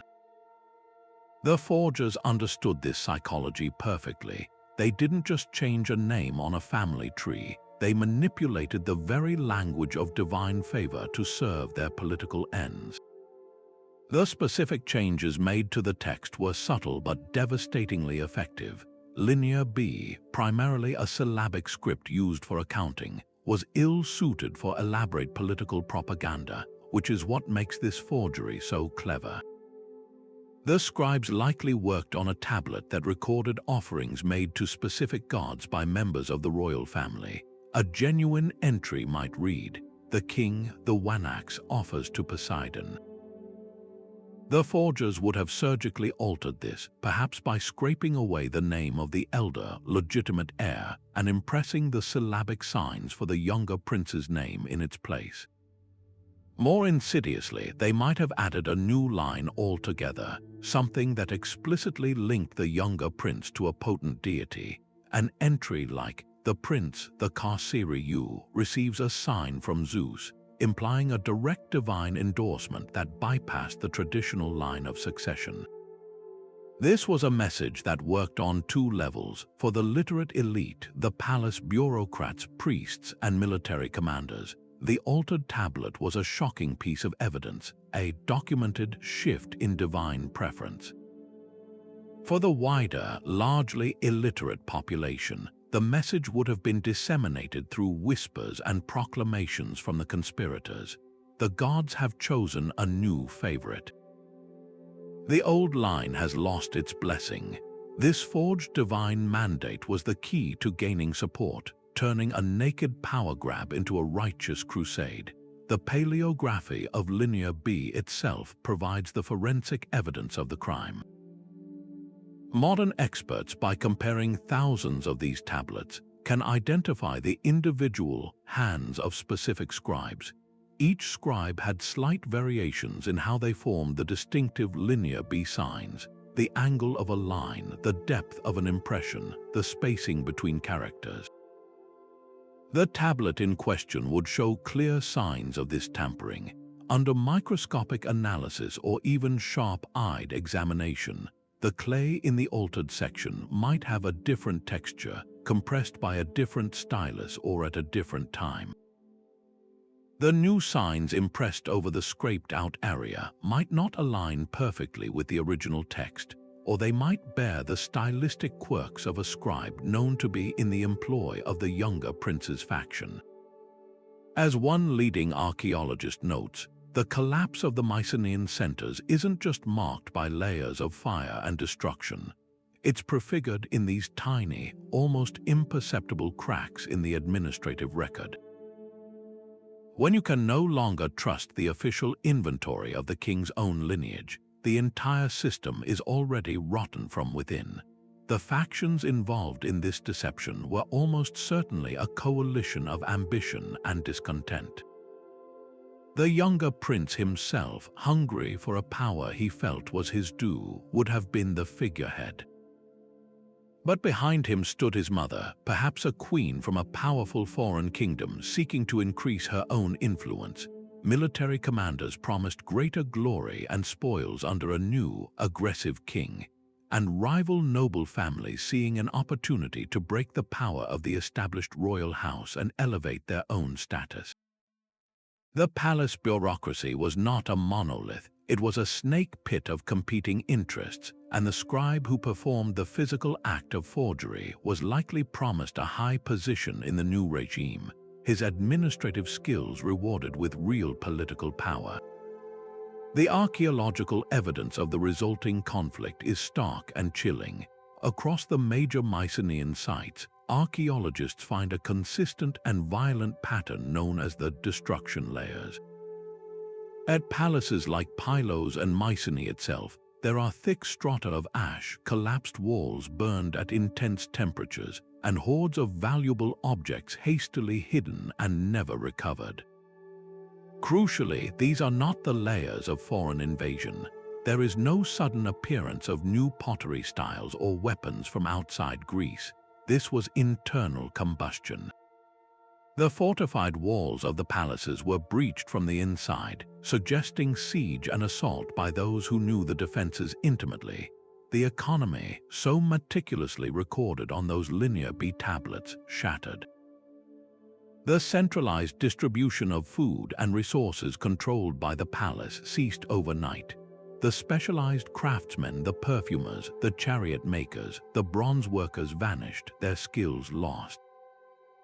The complex trade networks that brought tin from Anatolia and amber from the Baltic Sea collapsed, leaving the Mycenaean world isolated and impoverished. This dynastic war, sparked by a single forged message about heritage, didn't just kill a king, it killed a civilization. It demonstrated that the most dangerous attacks are often those that target a society's founding myths, that when the story a people tell about their own leaders and their connection to the divine is proven to be a lie, the entire structure can implode with terrifying speed. This internal unraveling, this self-inflicted wound that left the Mycenaean palaces as smoldering ruins, created a power vacuum and a spectacle of weakness that would not go unnoticed by the outside world. A kingdom fractured by civil war, its economy in tatters and its army depleted, presents an irresistible target for a predatory neighbor looking for an opportunity to strike. The smoldering ruins of the Mycenaean palaces, brought low by a forged message about lineage, stand as a stark monument to a civilization that collapsed from within.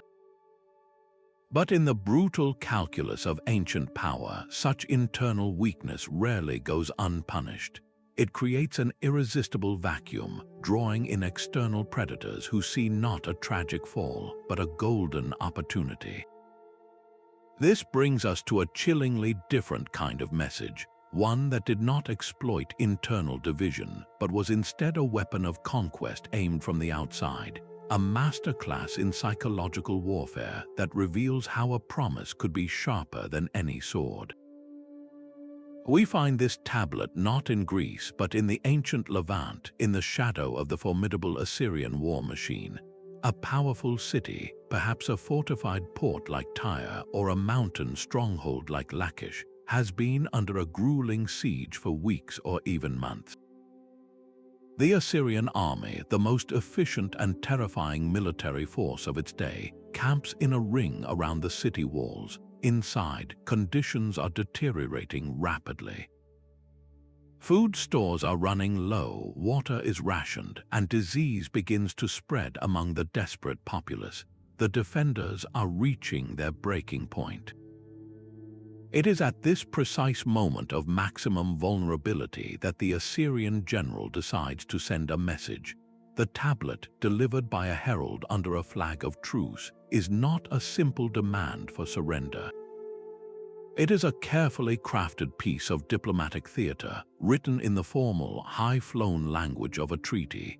It addresses the city's elders and king with a veneer of respect, acknowledging their bravery and the honor of their defense. Then comes the core of the message, a promise of clemency. The general swears by the great god Ashur and by the king of Assyria that if the city opens its gates peacefully, there will be no massacre. The lives of the inhabitants will be spared, their homes will be left standing, they will be integrated into the Assyrian Empire as subjects, allowed to keep their local customs and leaders in exchange for loyalty and tribute.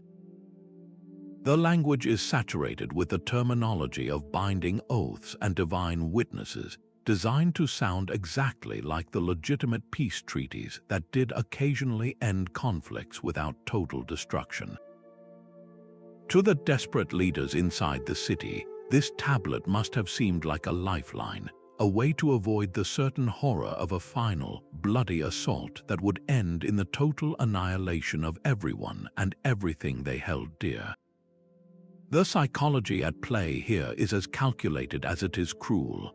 As military historian Dr. Rachel Gold explains, siege warfare in the ancient world was as much a battle of nerves as it was of muscles and walls.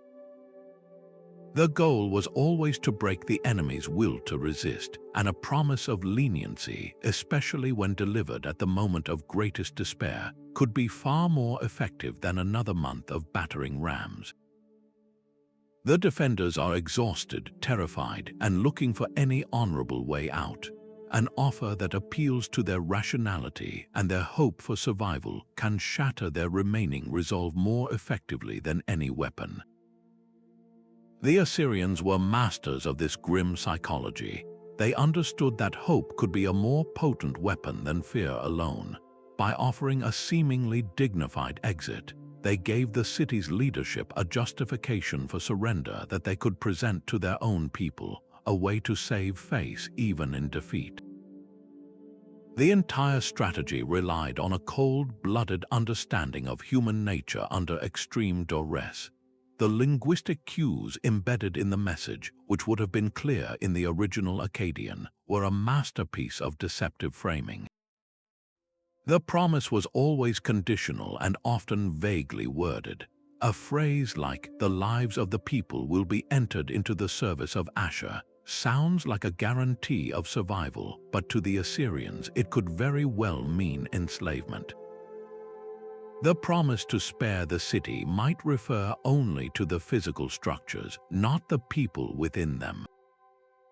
The oath sworn by the gods was the most powerful assurance the ancient world could offer, but the Assyrians, supremely confident in their own deity's supremacy, may have believed that breaking an oath to a defeated people's gods was irrelevant, or even that their victory proved Ashur's approval of their actions. The herald who delivered this tablet was not merely a messenger, he was a key actor in this psychological operation. Chosen for his imposing stature and commanding voice, he was the living embodiment of the Assyrian general's authority. He would have been escorted to the city gates under the recognized symbols of a diplomatic parley, his very presence creating a tense, theatrical moment. The city's leaders would have gathered on the walls to hear him recite the message, his voice projecting confidence and finality. His demeanor was crucial. He had to appear unwavering and credible, selling the lie with every fiber of his being. The act of accepting the tablet, of listening to the terms, was itself a psychological step toward capitulation. It meant the defenders were seriously considering the offer, that the seed of doubt and hope had been planted. The moment the massive city gates creaked open and the defenders laid down their arms, the carefully constructed illusion shattered. The promise of leniency vanished into the smoky air. The Assyrian troops, who had been held in check until that moment, poured into the city not as occupiers but as executioners. What followed was a systematic orgy of violence designed not just to punish but to terrorize and traumatize. The Assyrian royal annals themselves boast of these atrocities, depicting scenes of mass execution, impalement, and flaying. Women and children were not spared. They were rounded up and driven into slavery, their lives now reduced to a line item on a deportee list. The city was often looted and then burned, its temples desecrated and its walls torn down, erasing it as a political entity forever. This was not a loss of control, it was a deliberate policy. The massacre served multiple strategic purposes. It was a reward for the Assyrian soldiers, a brutal catharsis after the frustrations of the siege. More importantly, it was a calculated act of propaganda. The Assyrians made sure that survivors and the stories of what happened spread far and wide. When the next city in their path heard the approaching army, they would also hear the story of the city that trusted an Assyrian promise. The long-term erosion of trust caused by this kind of strategic deceit was one of its most significant, if unintended, consequences.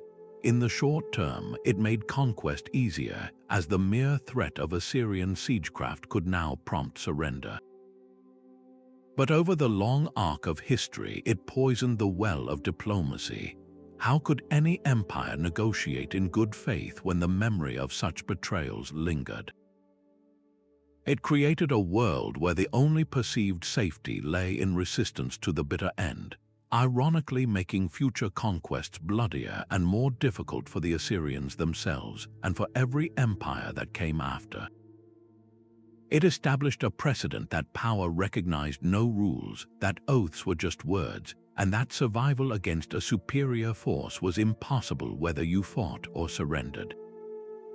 This single tablet, with its false promise, therefore did more than just destroy one city. It helped to dismantle the very idea of honorable surrender in the ancient world, demonstrating that a message could be a weapon of mass destruction, eroding the fragile foundations of trust upon which even the most brutal empires ultimately depended for stable rule. This stark lesson in the power of strategic deceit, where a written promise becomes a tool for annihilation, creates a compelling bridge to our next category of disruptive messages. If an empire could so effectively weaponize a lie to breach a city's walls, what kind of advantage could they gain by weaponizing the truth specifically, the secret technical knowledge possessed by a defector from behind those very walls? The story of the false promise leads us directly to the tale of a siege engineer who decided that his expertise was a commodity that could be sold to the highest bidder. The story of the false promise at the city gates reveals how a lie could be used to breach walls, but our next tablet shows how the truth, the specialized, technical truth held in one man's mind, could be just as devastating when sold to the highest bidder. This brings us to the high-stakes world of the Second Punic War, to the famous Carthaginian general Hannibal, a military genius who had already stunned Rome with his daring crossing of the Alps and his crushing victories at Lake Trasimene and Cannae. Yet for all his brilliance on the open battlefield, Hannibal faced a problem that would ultimately thwart his campaign in Italy, the Roman system of fortified towns. He could defeat their legions in the field, but he could not easily crack the hardened shells of their urban strongholds, which allowed the Romans to regroup, resupply, and harass his supply line. His solution was not to build bigger battering rams, but to acquire a key piece of human intelligence, a decision recorded on a Carthaginian tablet that detailed the recruitment of a Greek siege engineer. This message, carefully written in both Punic and Greek to ensure perfect clarity, was a contract of betrayal, offering the engineer immense wealth and Carthaginian protection in exchange for the one thing Hannibal lacked: an intimate, technical understanding of Roman fortification weaknesses. This was not a grand strategy, it was a targeted acquisition of expertise, and it highlights a crucial, often overlooked aspect of ancient warfare: the relentless transfer of military technology through the movement of skilled individuals. The ancient Mediterranean was a surprisingly interconnected world when it came to the science of war, and engineers were the original international consultants of violence. The Greek world, in particular, had pioneered the art of siegecraft, from the massive Helepolis, or taker of cities, mobile siege tower used at the siege of Rhodes, to complex torsion-powered artillery that could hurl stones and bolts with terrifying accuracy. A skilled Greek engineer was a master of physics, geometry, and mechanics, a man who could calculate the angle of a ramp, the tensile strength of a rope, and the weak point in a seemingly impregnable wall. These men sold their services to whoever could pay, their loyalty belonging not to a nation, but to their craft and their purse. The historian Polybius, whose detailed accounts are our primary source for much of this period, understood this dynamic perfectly. He wrote extensively on the importance of engineers, noting that in any successful campaign, the skill of the artificers is no less a factor than the courage of the soldiers. For Polybius, a general without skilled engineers was like a sculptor without chisels. He might have a grand vision, but he lacked the tools to execute it. Hannibal, schooled in both Greek language and military theory, knew this axiom well. His recruitment of a Greek engineer was not an act of desperation, but one of calculated, modern warfare, an acknowledgement that brains could often achieve what brute force could not. The background of this unnamed Greek engineer is a story in itself. He was almost certainly a man who had previously worked for the Romans, perhaps hired during their earlier conflicts in the Balkans or with Greek colonies in southern Italy. In that capacity, he would have been tasked with improving the very fortifications he was now being asked to undermine. He had walked the ramparts of key Roman allied cities. He had inspected the mortar between the stones, assessed the drainage of the defensive ditches, and knew which sections of wall had been hastily repaired or built on unstable ground. He understood the standard Roman design, the aga rampart and fossa ditch, but more importantly, he knew where individual cities had deviated from that standard due to local topography or rushed construction. His defection was likely motivated by a mixture of greed and grievance.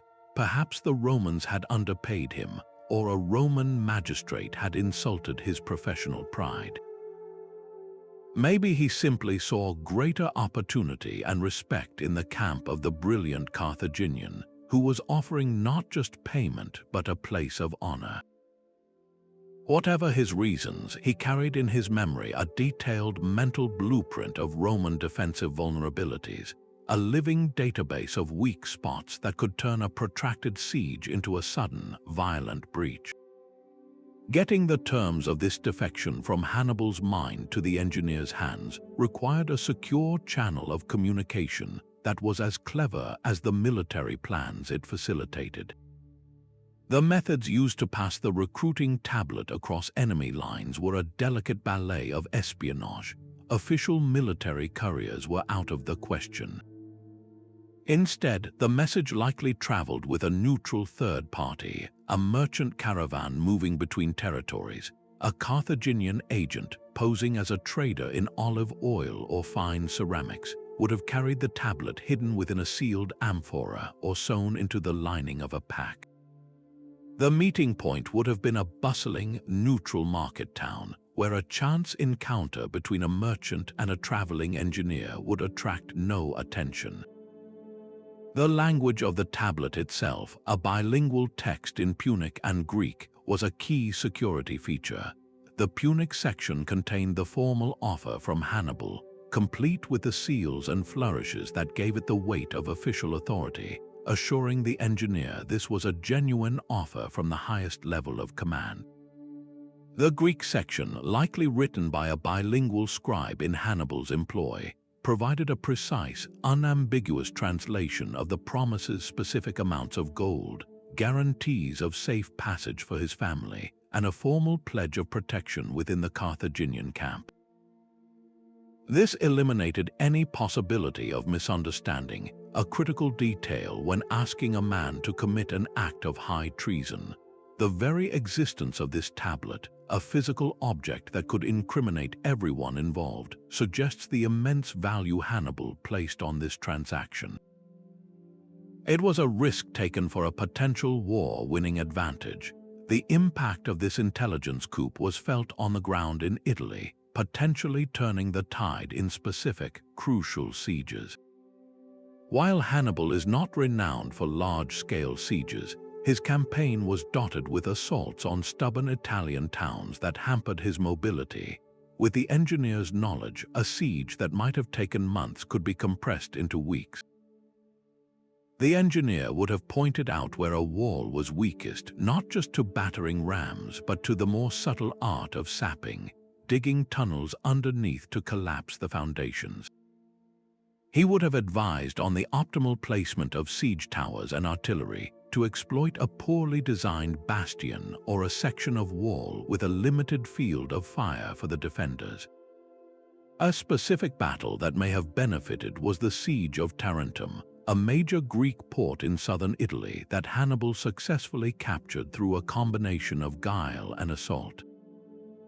While ancient sources highlight the famous nighttime treachery that opened one gate, the overall success of taking such a powerful city would have required detailed knowledge of its defenses, knowledge a Greek engineer familiar with the city's layout could have provided. This tactical advantage, however, was ultimately temporary.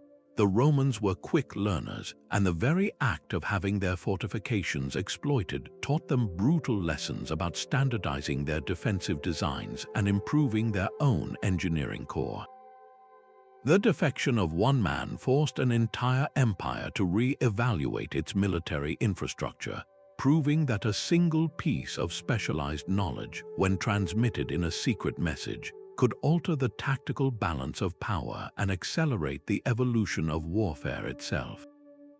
This tale of a mind and his knowledge being bought for a campaign in a foreign land demonstrates that expertise itself was a fluid, transferable form of power, a commodity that could be as decisive as any legion. And this very concept of transferring a people's knowledge and identity leads us to an even broader form of imperial disruption, where the message was not a secret offer to one man, but a public decree aimed at an entire population, seeking to reshape their very culture and language from the top down. The story of the Greek siege engineer's defection shows how a single expert's knowledge could be bought to breach physical walls, but our next tablet reveals an attempt to build a different kind of wall entirely, a cultural and linguistic one, meant to unify a vast and diverse empire from the inside out. We travel now from the battlefields of Italy to the sophisticated court of the Mauryan Empire in ancient India, a realm that stretched from the Hindu Kush to the Bay of Bengal, encompassing a staggering array of peoples, languages, and traditions. The Emperor Ashoka, after his bloody conquest of Kalinga, famously turned toward a policy of non-violence and moral governance, or Dhamma. But within this grand project of peaceful integration lay a more pragmatic and ultimately disruptive administrative decision, a cultural assimilation edict attributed to one of his chief ministers that enforced the use of Sanskrit in all official documents across the empire's conquered territories. On its surface, this was a logical, unifying measure. A single administrative language would streamline bureaucracy, ensure that the emperor's pronouncements were understood uniformly from the capital at Pataliputra to the farthest southern provinces, and create a shared elite culture that could bind the empire's ruling class together. It was a tool of integration, a way to make a sprawling, patchwork dominion feel like a single, coherent state. The minister's argument, as preserved in the edict, was one of efficiency and unity. He presented Sanskrit not just as a language, but as the language of the gods, of sacred ritual, and of high philosophy, the most refined and precise medium for conveying the complex ideas of the emperor's Dhamma. To use anything else, the logic went, was to risk misinterpretation, regional corruption of official messages, and administrative chaos. This was a top-down message about identity itself, an attempt to use the stylus and the tablet to sculpt a new imperial citizen. But as expert Dr. Priya Sharma explains, language is never just a neutral tool for communication. It is a vessel for identity, a repository of history, and a marker of social status. When an empire imposes its language, it isn't just asking people to learn new words. It is demanding they adopt a new way of thinking, and in doing so, it often implicitly devalues the way they and their ancestors have thought for centuries. The script you write in is as much a part of your identity as the clothes you wear or the gods you worship. The Mauryan edict, in its push for Sanskritic uniformity, fundamentally misunderstood this deep-seated connection. The regional dialects and scripts that were suddenly sidelined were not primitive jargons. In the eastern regions, Magadhi Prakrit had been the vernacular of the Buddha himself and the administrative language of the early Mauryan court. In the northwest, Gandhari, written in the Kharosthi script, was the language of a vibrant cosmopolitan culture with ties to Persia and the Hellenistic world. In the deep south, early forms of Tamil, with their own rich literary traditions, held sway.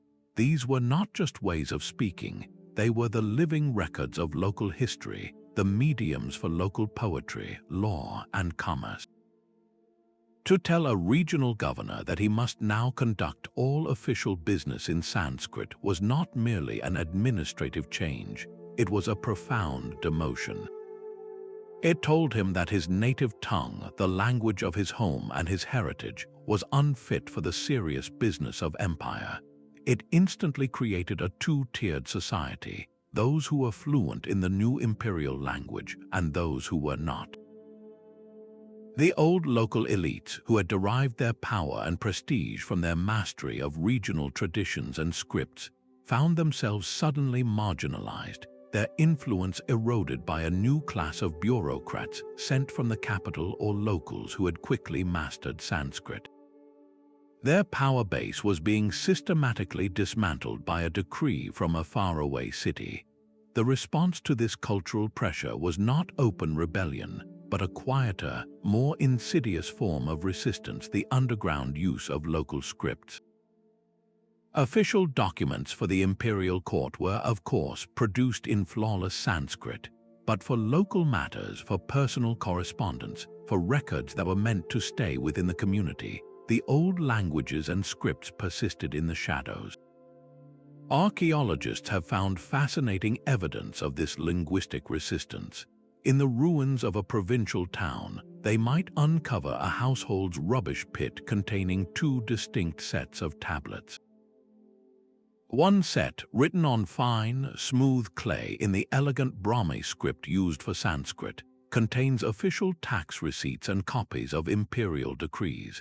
But another set, on rougher, locally sourced clay and written in the distinct, angular characters of the Kharosthi script, contains personal letters, local merchant agreements, and even fragments of poetry.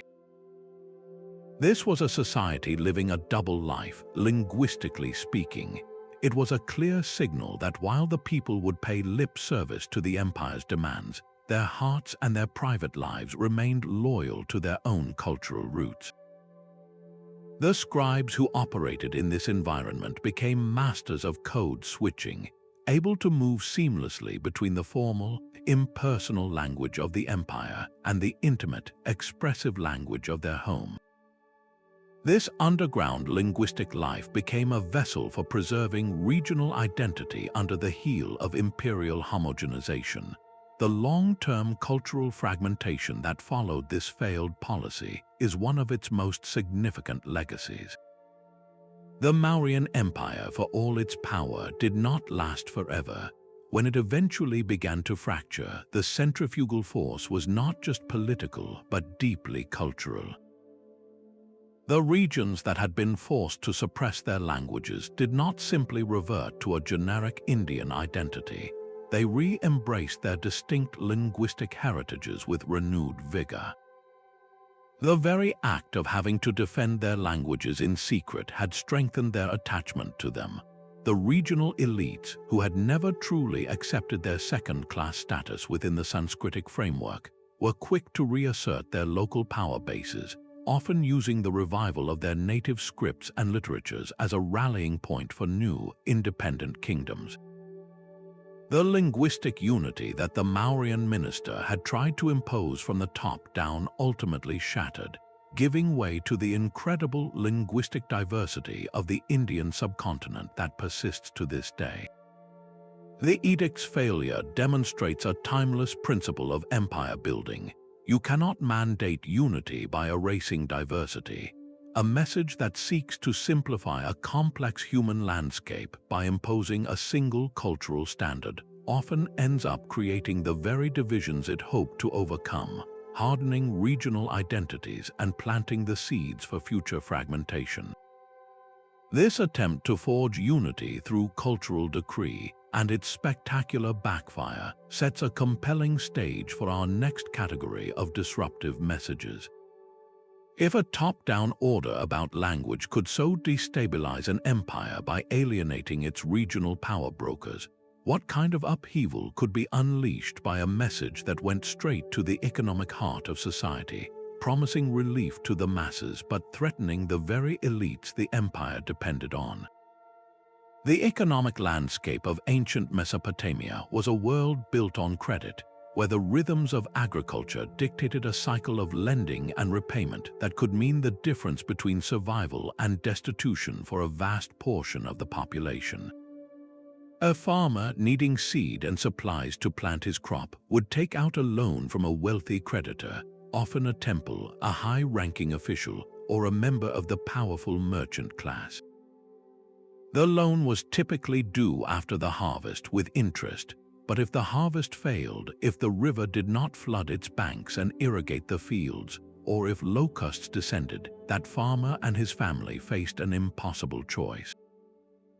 They could default, which often meant forfeiting their land and being forced into debt slavery, or they could take out another, even more punishing loan to cover the first, beginning a downward spiral that could trap generations of a family.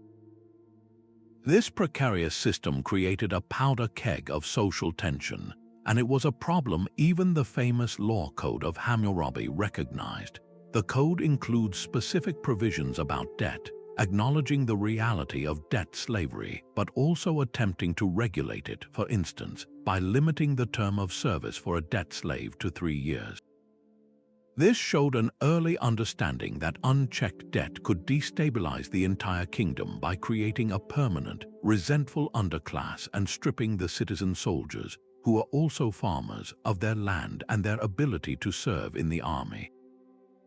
It was into this volatile environment that a new king would often step, wielding one of the most powerful economic tools in the ancient world, the Anjuraram, a royal decree proclaiming a clean slate, a universal cancellation of all private debts. The tablet announcing such a decree was not a hidden administrative document. It was a public proclamation, inscribed on monumental pillars and copied onto smaller clay tablets to be distributed to every city and read aloud in public squares, ensuring its message of liberation reached every corner of the kingdom. The rhetorical strategies embedded in this debt cancellation decree were a masterclass in political justification, designed to frame an act of radical economic intervention as a timeless restoration of divine order. The new king did not present himself as a revolutionary, but as a traditionalist, a shepherd to his people who was acting to restore Misharam, a concept of justice and social equity that was a fundamental duty of Mesopotamian kingship. The language of the decree would often connect the king's action to the will of the gods, suggesting that the economic suffering of the people had reached a point that offended divine justice, and that the Anjurarum was necessary to appease the deities and bring balance back to the land. It portrayed the king as the protector of the weak against the strong, the one who prevents the strong from oppressing the weak, a phrase echoing directly from the prologue of Hammurabi's own code. This was a powerful piece of political theater. For the vast majority of the population, the farmers, the artisans, the small-scale merchants, the reading of this decree was a moment of collective catharsis and euphoria. The crushing weight of obligation was suddenly lifted. Families facing the dissolution of their home and freedom were given a second chance. The act instantly transformed the new king from a distant ruler into a personal savior, generating a wave of popular support and loyalty that would solidify his rule and ensure a ready pool of grateful citizens for his army and public works projects. The decree was a direct investment in political capital, paid for not with the king's own treasury, but with the forgiven debts of the elite. The social groups affected by this proclamation, however, had diametrically opposed reactions. For the debtor class, it was salvation, but for the creditor elites, the temples that acted as ancient banks, the wealthy landowners, and the merchant families, the Anjurarum was nothing short of a catastrophic expropriation of their wealth. Their entire business model was built on the interest from these loans. A lifetime of accumulated capital, lent out across the kingdom, was wiped out with the stroke of a stylus and the impress of a royal seal. This was not just an economic loss, it was a profound political insult. It demonstrated that their property rights were entirely conditional, subject to the whims of a king seeking to buy popular affection. The temples, in particular, were not just religious institutions but massive economic enterprises that funded their construction projects, their vast staff of priests and artisans, and their elaborate rituals through their lending activities. Stripping them of this income threatened their ability to function and, by extension, their influence, which was a cornerstone of the state's ideological power. The king's decree, intended to create stability, had instantly created a powerful, well-funded, and deeply embittered enemy within his own court and the most hallowed institutions of the land. These creditors were not powerless. They were the same people who advised the king, commanded his regiments, and managed his economy. They had the resources, the connections, and the motivation to fight back. The coup attempt that inevitably followed was the direct consequence of this alienated elite deciding it could no longer tolerate a king who so blatantly threatened its core interests. The conspiracy would have been hatched in the private chambers of a wealthy merchant's house or within the secluded courtyards of a great temple. The plotters were likely a coalition of those who had lost the most: a high priest whose temple's coffers were now empty, a general from a landowning family whose primary source of income had just vanished, and palace officials whose own fortunes were tied to the creditor class. Their goal was not to install a revolutionary new order, but to restore the old one, to place a more pliable member of the royal family on the throne, one who understood that the power of the kingdom rested as much on the stability of its wealthy elites as on the contentment of its farmers. The attempted coup was a brutal reminder that in the calculus of ancient power, a king could not rule by popular acclaim alone. He needed the consent, or at least the acquiescence, of the powerful families and institutions that formed the backbone of the state. The fact that such a conspiracy could reach such high levels revealed the depth of the schism the debt cancellation had caused. In the aftermath, whether the king survived the coup attempt or crushed it, a fascinating and telling compromise almost always emerged. The king could not simply ignore the political reality that his most powerful subjects were in open revolt. A new set of proclamations would follow, walking back the absolute nature of the Anjurarum. These subsequent decrees often introduced nuanced provisions. They might reaffirm the cancellation of debts for small, subsistence-level farmers, while allowing for the collection of certain commercial debts between major merchants. They might introduce new regulations capping interest rates for future loans, a concession to the populace that also gave creditors a predictable, if reduced, framework for their business. Or the king might make a grand show of replenishing the treasuries of the great temples through direct grants from the royal estate, a way of compensating the priesthood for their losses and buying back their loyalty. This eventual compromise reveals the fine line every Mesopotamian ruler had to walk. The debt cancellation decree was a brilliant short-term tool for securing power, but it was economically unsustainable in the long run. It demolished the credit system that fueled commerce and agriculture, and it risked making future lenders so wary that they would refuse to issue loans, potentially crippling the economy altogether. The king's challenge was to periodically release the pressure valve of social unrest without blowing up the entire economic engine. This dance between the desperate needs of the many and the entrenched power of the few is one of the oldest stories in politics, and the Babylonian debt tablet stands as a stark, early lesson in the perils and promises of economic messaging.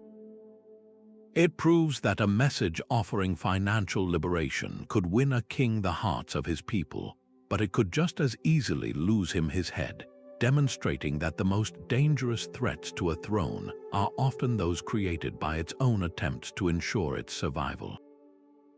This dramatic interplay between economic relief and elite backlash, between a king's popular mandate and the cold reality of power, sets a perfect stage for our next exploration of disruptive messages, which moved from the tangible world of debt and silver to the intangible, yet even more potent, realm of faith and divine prophecy. Moving from the ledgers of Babylon to the jungles of Mesoamerica, we find a disruption that was not economic but existential. Here, the power of a message did not rely on the promise of silver or the cancellation of debt, but on the far more potent currency of faith and the promise of a world reborn. Our 18th tablet emerges not from the old world, but from the vibrant, complex civilizations of pre-Columbian Central America, a land of stepped pyramids, powerful city-states, and a cosmology where time itself moved in great cyclical ages. In this context, a priestly faction, seeking to challenge a ruling emperor they saw as corrupt or weak, crafted a prophecy of breathtaking scope.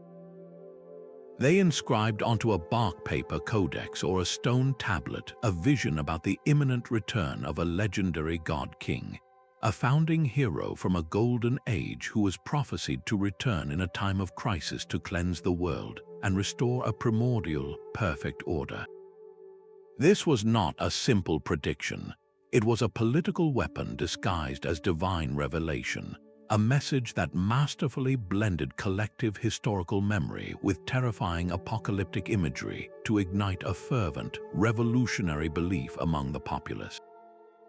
The ruling emperor was framed not just as a bad leader, but as the very reason the gods were withholding their favor, the obstacle preventing the prophesied renewal from beginning. The prophecy positioned the dissident priests as the sole, true interpreters of the divine will, the essential guides who could lead the people through the coming cataclysm and into the new dawn. This kind of movement is what anthropologists call a millenarian movement, a powerful social force that appears across human history whenever a society feels it is at a profound breaking point. As anthropologist Dr. Carlos Mendez explains, millenarian prophecies are not merely fantasies. They are powerful narratives of hope and purification that emerge from deep social stress, perhaps from foreign invasion, environmental disaster, or oppressive rule. They offer a radical solution, the complete overthrow of the current corrupted world order and its replacement with a perfect, divine utopia. For a population suffering from famine, excessive taxation, or the perceived moral decay of their leaders, such a prophecy provides a script for action and a justification for rebellion that feels cosmically sanctioned. It transforms political grievance into a sacred duty. The prophecy on this Mesoamerican tablet worked by tapping directly into this profound psychological need for a clean slate, a chance to wipe away the perceived failures and injustices of the present by ushering in a glorious, preordained future. The symbolic language used in the prophecy was meticulously chosen to resonate with the deepest layers of the culture's belief system. It would not have invented entirely new concepts, but would have repurposed powerful, pre-existing myths. The returning god-king was likely a figure like the plumed serpent Quetzalcoatl, a culture hero known for bringing knowledge and civilization, who departed across the sea with a promise to return one day. The prophecy would have woven together recognizable symbols: the sacred jaguar, the world directions with their specific colors, the cyclical nature of time as represented by the complex Mesoamerican calendar. The apocalyptic imagery would have been visceral and terrifying, describing a world in its death throes, the sun growing dark, mountains bleeding, water turning to blood, and chaos descending. This was not meant to inspire fear for its own sake, but to create a sense of urgent, inevitable transition. The current, suffering world had to end for the new, perfect one to be born. By linking the corrupt emperor's reign to this period of cosmic suffering, the priests made his removal a necessary, holy act, the key that would unlock the door to salvation. The rituals associated with disseminating this message were as crucial as the words themselves. This was not a decree to be simply read. It was a revelation to be performed and experienced. The priests would have staged elaborate public ceremonies, perhaps during a solar eclipse or at the end of a major calendar cycle, moments already charged with cosmic significance. They might have used hallucinogenic substances to induce visionary states, allowing participants to see the returning god-king for themselves. The prophecy would have been chanted, sung, and enacted in dramatic reenactments, transforming it from a text into a shared, emotional experience. The message would have been carried by specially chosen messengers, ascetic holy men, revered warriors, or charismatic orators who traveled from village to village, performing the rituals and spreading the gospel of renewal. This created a powerful, grassroots network of belief that operated outside the control of the state-sponsored religious hierarchy, building a parallel spiritual authority that directly challenged the emperor's claim to divine legitimacy. The result of this carefully orchestrated campaign was a brief but dramatic experiment in theocratic government.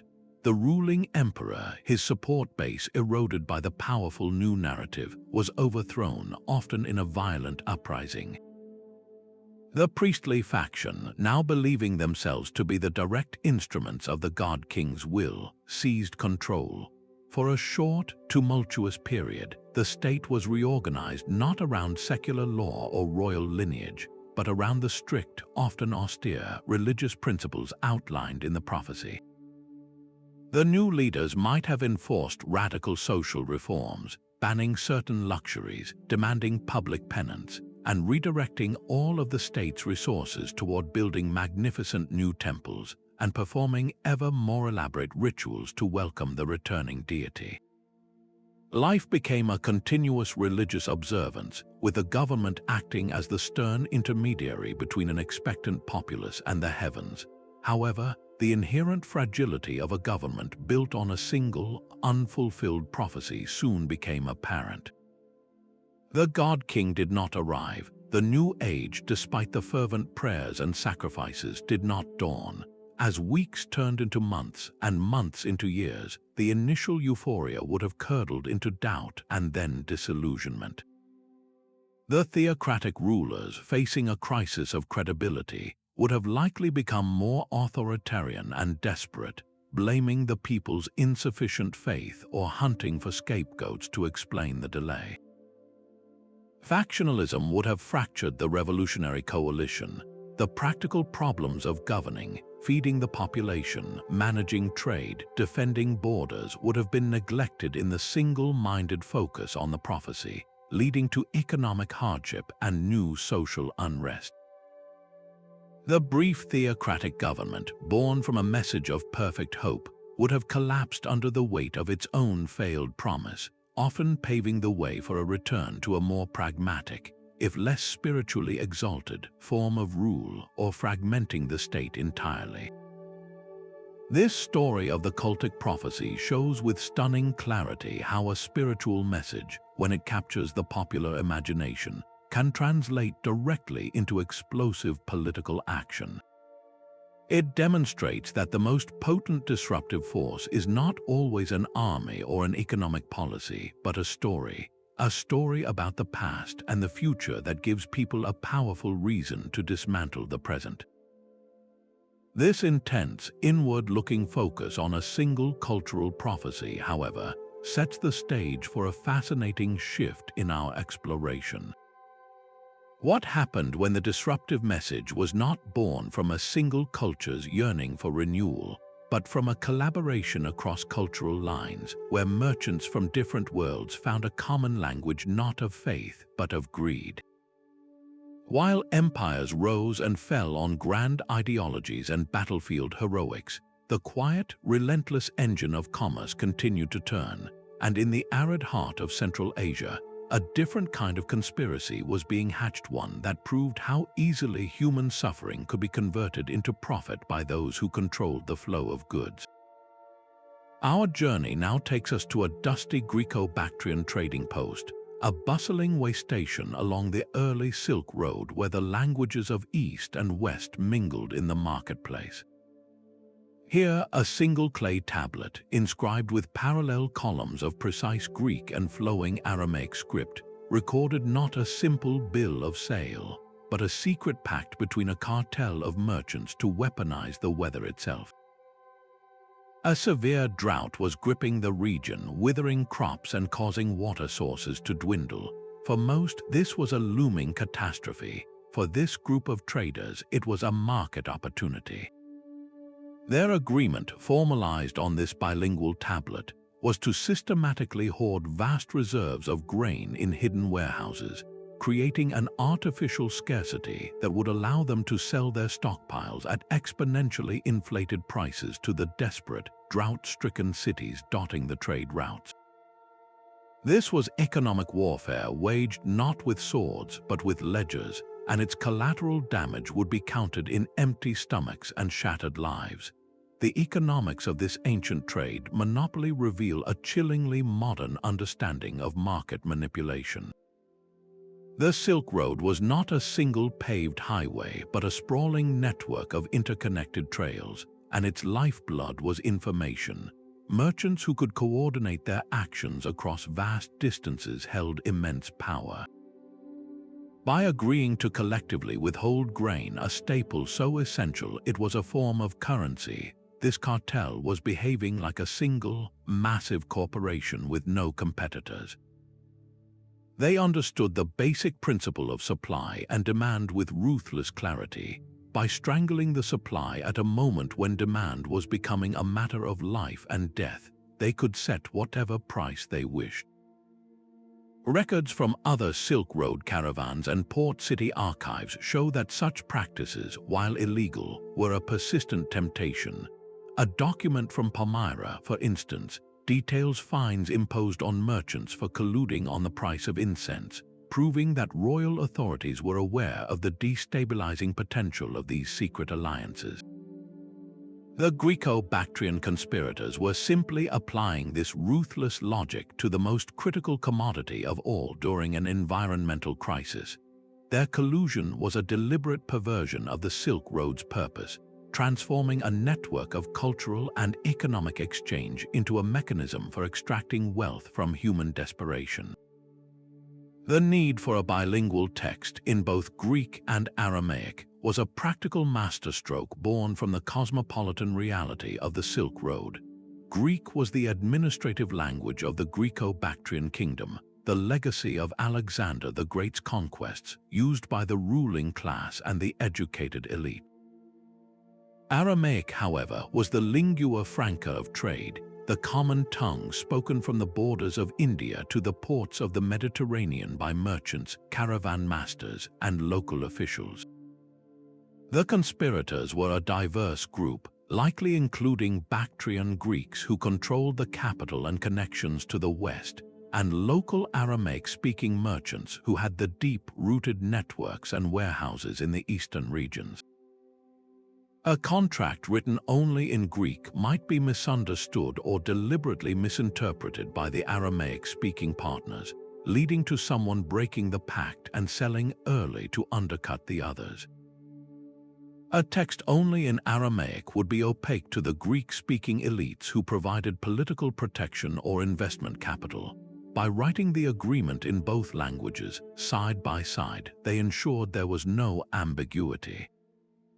Every clause about the quantities to be hoarded, the specific price floors to be maintained, and the severe penalties for betrayal was crystal clear to every member of the conspiracy. This bilingual tablet was the ultimate instrument of trust in a world of diverse actors, creating a single, unified front against the consuming public. To hide their conspiracy in plain sight, the merchants employed clever cryptographic elements that went beyond mere language. The tablet itself would have looked to a casual observer like a standard commercial contract. But within the text, they used a system of coded commercial jargon and numerical ciphers. Specific, seemingly innocent words were given clandestine meanings. The term high-quality dates might secretly refer to the stockpiled grain. A phrase about storage fees could be code for the agreed-upon bribe to be paid to a local official for looking the other way. More sophisticated still were the numerical manipulations.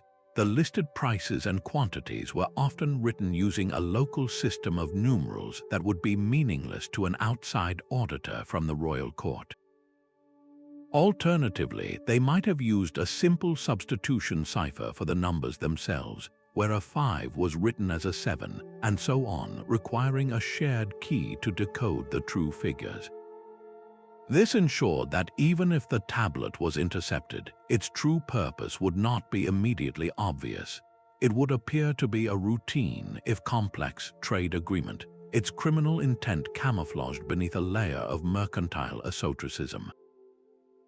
This was not the complex statecraft of the Hittite forgery, but a pragmatic criminal code designed for quick understanding among initiates and quick dismissal by outsiders. The social impact of this engineered famine was immediate and horrific. As the cartel's warehouses remained stubbornly full, the public granaries in dependent cities emptied. The price of a loaf of bread or a bowl of gruel, the foundation of a family's diet, skyrocketed beyond the reach of ordinary laborers, farmers, and even the lower tiers of the artisan class. The first to suffer were the most vulnerable, the elderly, the very young, and the sick. Malnutrition set in, weakening bodies and making them susceptible to disease. As the crisis deepened, the social fabric began to tear. People were forced to sell their few valuable possessions, their tools, and even their land for a pittance just to buy food, plunging them into irreversible debt and destitution. Desperation turned to anger, and that anger found a target. The riots that erupted were not random acts of violence. they were targeted assaults on the symbols of the injustice. Mobs would storm the compounds of known grain merchants, not knowing of the secret cartel but correctly identifying the class of people who were visibly profiting from their starvation. They looted storerooms, often finding them empty, as the hoarded grain was hidden elsewhere. Government buildings were also attacked, as the populace blamed their rulers for failing to protect them and regulate the market. The streets, once bustling with the commerce of the Silk Road, became choked with violence and despair, all because a group of merchants in a distant trading post had decided that a drought was not a disaster to be weathered, but a windfall to be engineered. The eventual intervention by royal authorities was swift and brutal, but only after the instability threatened their own power. A city racked by famine and riots cannot pay taxes, cannot supply soldiers, and becomes a weak link in the empire's defensive chain. The king's agents, perhaps tipped off by a rival merchant or a conscience-stricken junior scribe, would have descended on the trading post. Their investigation would have involved cross-referencing shipping manifests, interviewing caravan drivers, and ultimately seizing the incriminating bilingual tablet. The forensic accounting of the ancient world would have compared the official records of grain yields with the observed scarcity and the astronomical prices, building an undeniable case of collusion. The punishment was designed to be a public spectacle of royal justice. The leading conspirators were likely executed, their personal wealth confiscated by the crown, and their merchant families disgraced. Their hoarded grain was forcibly released onto the market at a fair price, a move that instantly stabilized the situation but could not undo the months of starvation and death that had already occurred. The king's message was clear: you may trade and you may profit, but you may not threaten the stability of the state. The economy existed to serve the empire, not the other way around. This case of cross-cultural collusion stands as a dark testament to the fact that the most devastating disruptions are not always born from ambition or ideology. Sometimes they spring from simple, calculated greed, showing how a message of pure commerce, when divorced from morality, could exploit an environmental crisis to shatter the lives of thousands and bring cities to the brink of collapse. This profound demonstration of how economic distress could be manufactured from the top down creates a powerful and logical bridge to our next story, where the distress was very real, bubbling up not from a manipulated market, but from the legitimate grievances of the men tasked with defending the empire's farthest frontiers. The sprawling, disciplined machine of the Roman legions is often imagined as an unbreakable force, a monolithic entity that moved and fought as one. But that machine was made of men, and men have breaking points. Far from the marble halls of Rome, on the damp and windswept northern frontier of Britannia, a simple wooden tablet, thinner than a modern pencil and no larger than a postcard, gives us a startlingly intimate voice from within the ranks. Discovered at the fort of Vindolanda, just south of Hadrian's Wall, this tablet is not an official dispatch or a commander's order. It is a personal letter, scratched in cursive ink by a Roman soldier, and its contents are a raw, frustrated complaint about delayed pay and miserable living conditions. This wasn't a formal petition, it was a gripe shared among tent mates, a grumble that gave voice to a shared sense of injustice. And in the tightly packed, high-stress environment of a frontier garrison, that kind of personal grievance, when circulated and validated by others, could become a potent spark. This single, informal message reveals how the mighty Roman army, for all its discipline, was perpetually vulnerable to the slow-burning fuse of individual dissatisfaction, a fuse that could, and did, eventually ignite into open mutiny.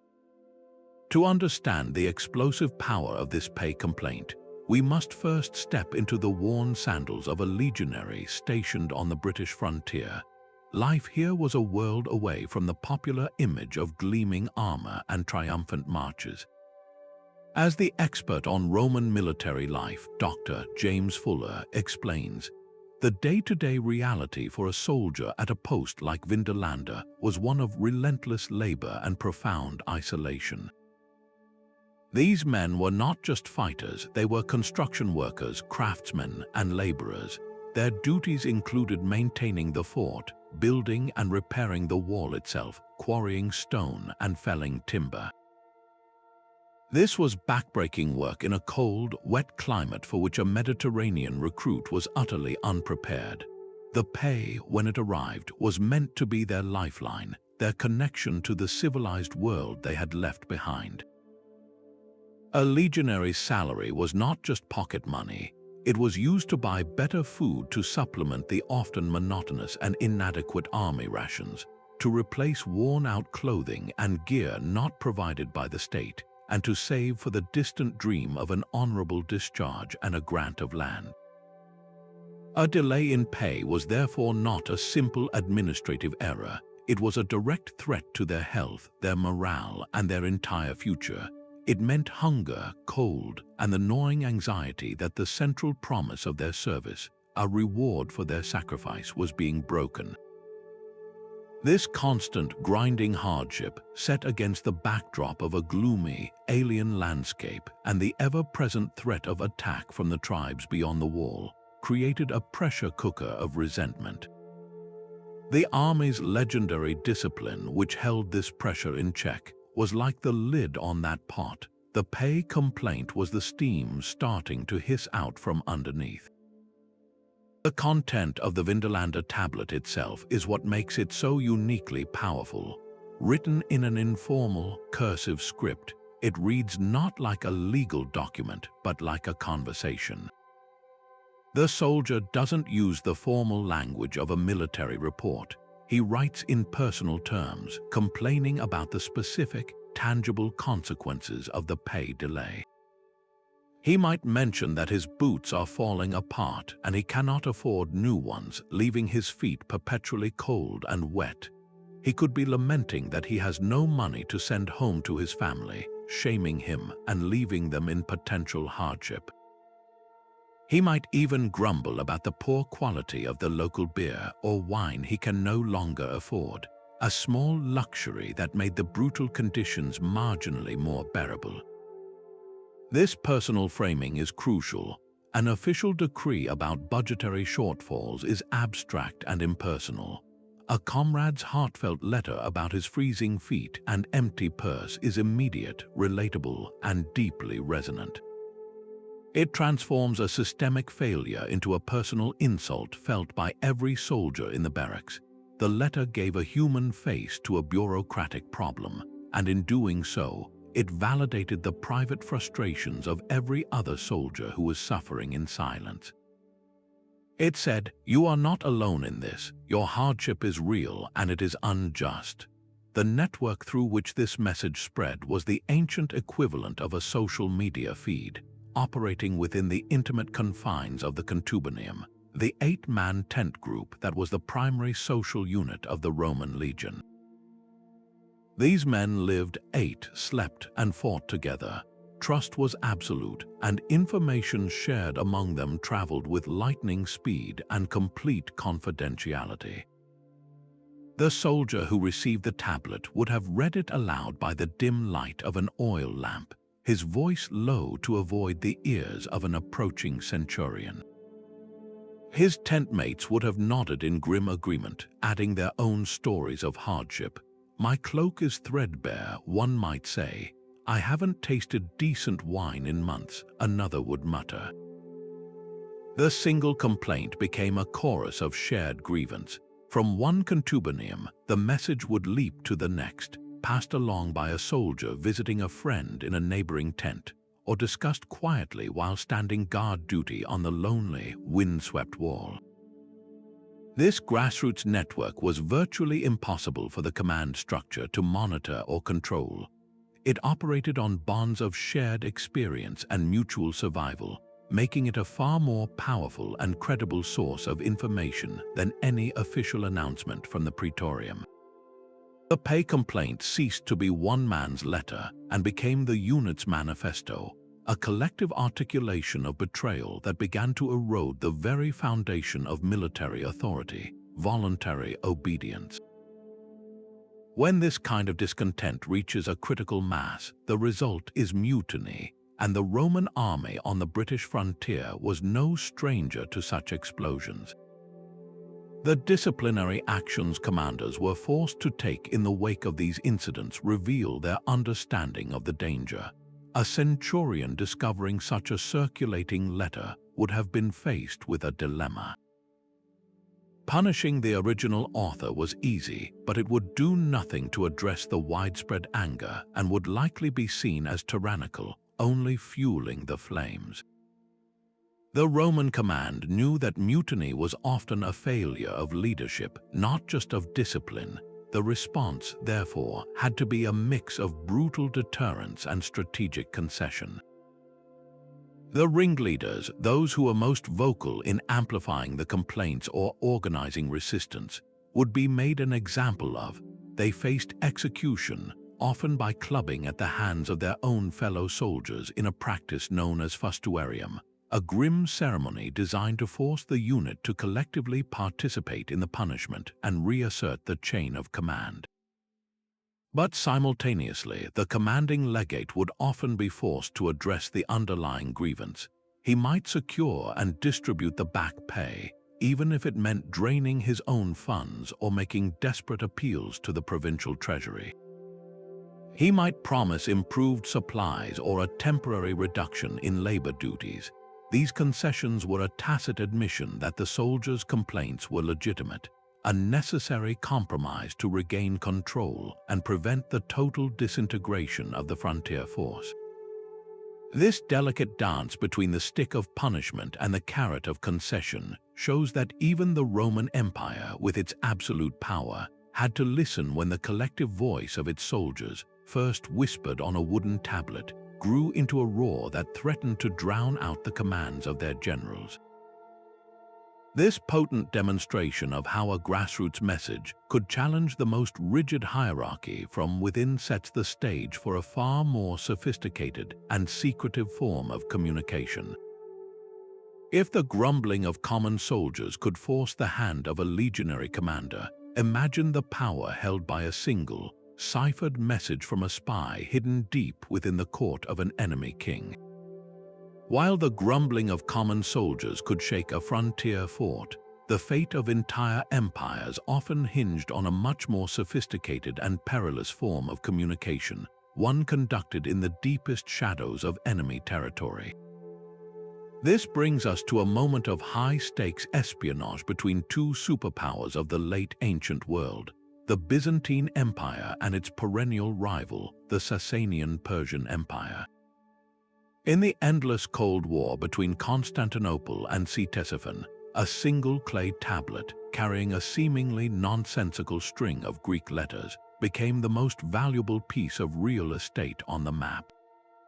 This was an encrypted field report from a Byzantine spy deeply embedded within the Sasanian court, a message that, once decoded, would reveal the precise battle plans for a massive Persian invasion.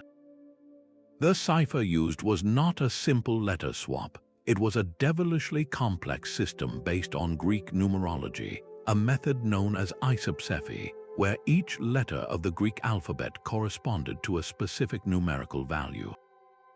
To an untrained eye, the tablet was gibberish, a scribe's meaningless practice sheet, but to the cryptographers in the Byzantine Imperial Chancery, it was a locked chest containing the secrets that could save their empire, and they held the only key. The history of ancient cryptography is far richer than many realize, stretching back to simple transposition ciphers used by Spartan generals and the substitution ciphers of Julius Caesar. But by the Byzantine era, the art of secret writing, or steganographia, had evolved into a sophisticated science, detailed in military manuals that were as crucial as any treatise on siegecraft. These manuals didn't just describe codes, they laid out a whole philosophy of secure communication, emphasizing the need for frequent cipher changes and the use of trusted, literate couriers who could plausibly explain their journey. One manual famously advised, the general must have at his disposal not only brave soldiers, but also cunning men who can speak the enemy's language and conceal a message in their very hair or the sole of their sandal.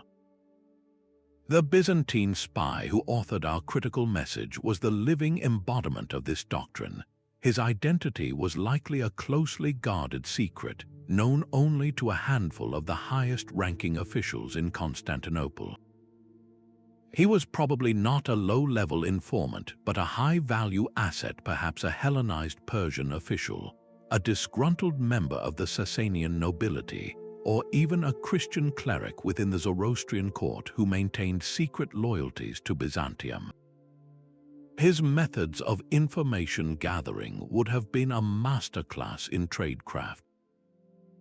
He couldn't simply skulk in alleyways. He had to operate in the open, using his position to be present at military briefings, overhear conversations between marshals, and observe the logistical preparations, the massing of siege engines, the stockpiling of grain, and the mustering of elite cavalry units from distant provinces.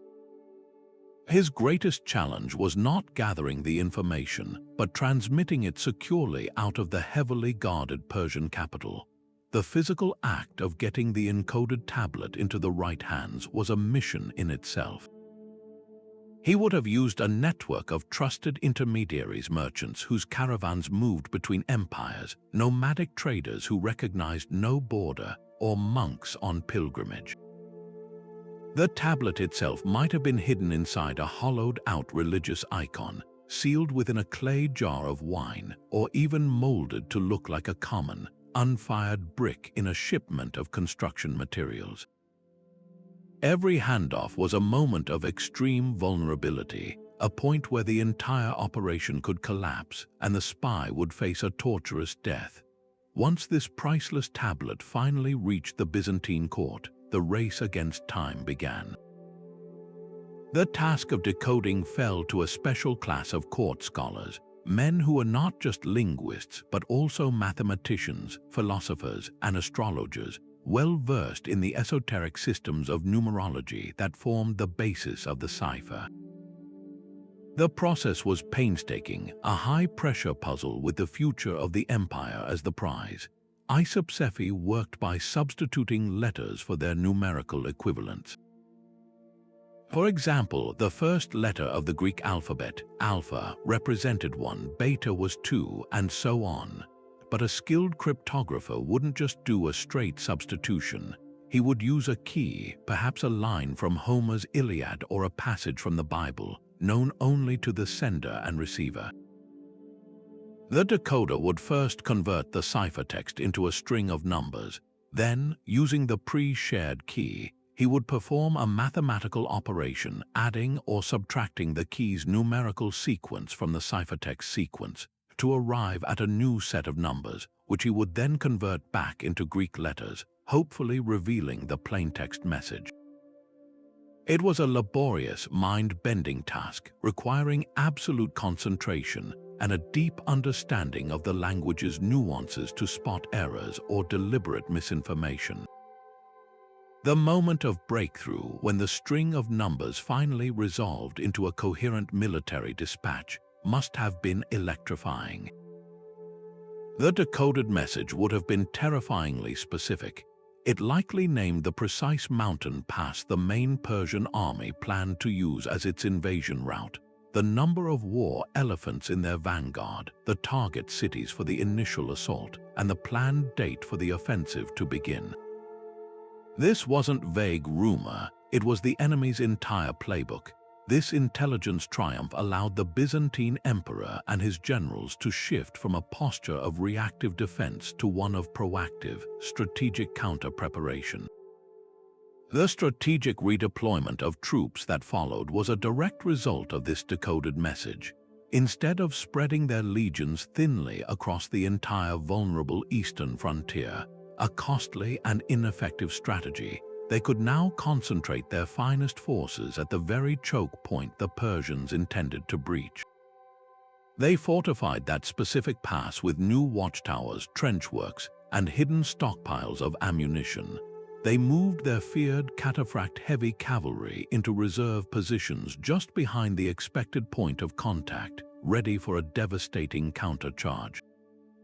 Perhaps they even launched preemptive raids to destroy Persian supply depots or poison wells along the planned invasion route, sapping the enemy's strength before a single sword was drawn in a major battle. When the massive Sasanian army finally arrived, expecting to find a scattered and surprised Byzantine border force, they instead found a hardened, prepared, and deeply entrenched enemy fighting on ground of the Byzantines' choosing. The resulting battle was not an easy victory, but a brutal, grinding affair that cost the Persians dearly, blunting their offensive and forcing them into a protracted war of attrition they could not win. The spies' ciphered report had effectively stolen the element of surprise, the single greatest advantage in ancient warfare, and handed it to the Byzantines. This tale is a powerful testament to the immense value of secret intelligence. It demonstrates that a war could be won not just by the courage of soldiers on the battlefield, but by the intellect of a cryptographer in a quiet scriptorium and the bravery of a lone man living a lie in the heart of the enemy's court. The information on that one tablet was worth more than a legion of soldiers, because it told those soldiers exactly where to stand and when to strike. This high-stakes world of coded military secrets, where a single deciphered phrase could alter the destiny of empires, creates a fascinating and dramatic contrast with our next category of disruptive messages.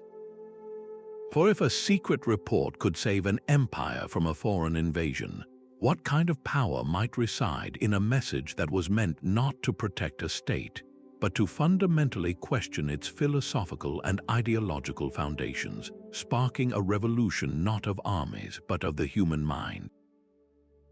While empires clashed with armies and spies traded in secrets of war, a different, more profound battle was being waged in the sun-drenched lecture halls and libraries of Hellenistic Alexandria, a battle not for territory but for the human mind itself. Here, far from the battlefield, a simple clay tablet recorded the transcript of a philosophical debate, a dialogue that posed a question so dangerous it threatened to unravel the ideological fabric of every kingdom from Greece to Egypt. What gives one man the right to rule over others? The prevailing answer, echoed in palaces and temples across the known world, was the doctrine of the divine right of kings, the belief that a ruler's authority was bestowed by the gods, making his word law and his person sacrosanct. But the voices preserved on this tablet, speaking in the elegant, probing style of a Socratic dialogue, dared to challenge this celestial mandate, arguing that legitimacy must flow not from the whims of Olympus, but from the consent and reason of the governed. This was not a call to arms, it was a call to thought, and in many ways it was far more revolutionary. The intellectual climate of Alexandria in this period was unlike any other in the ancient world.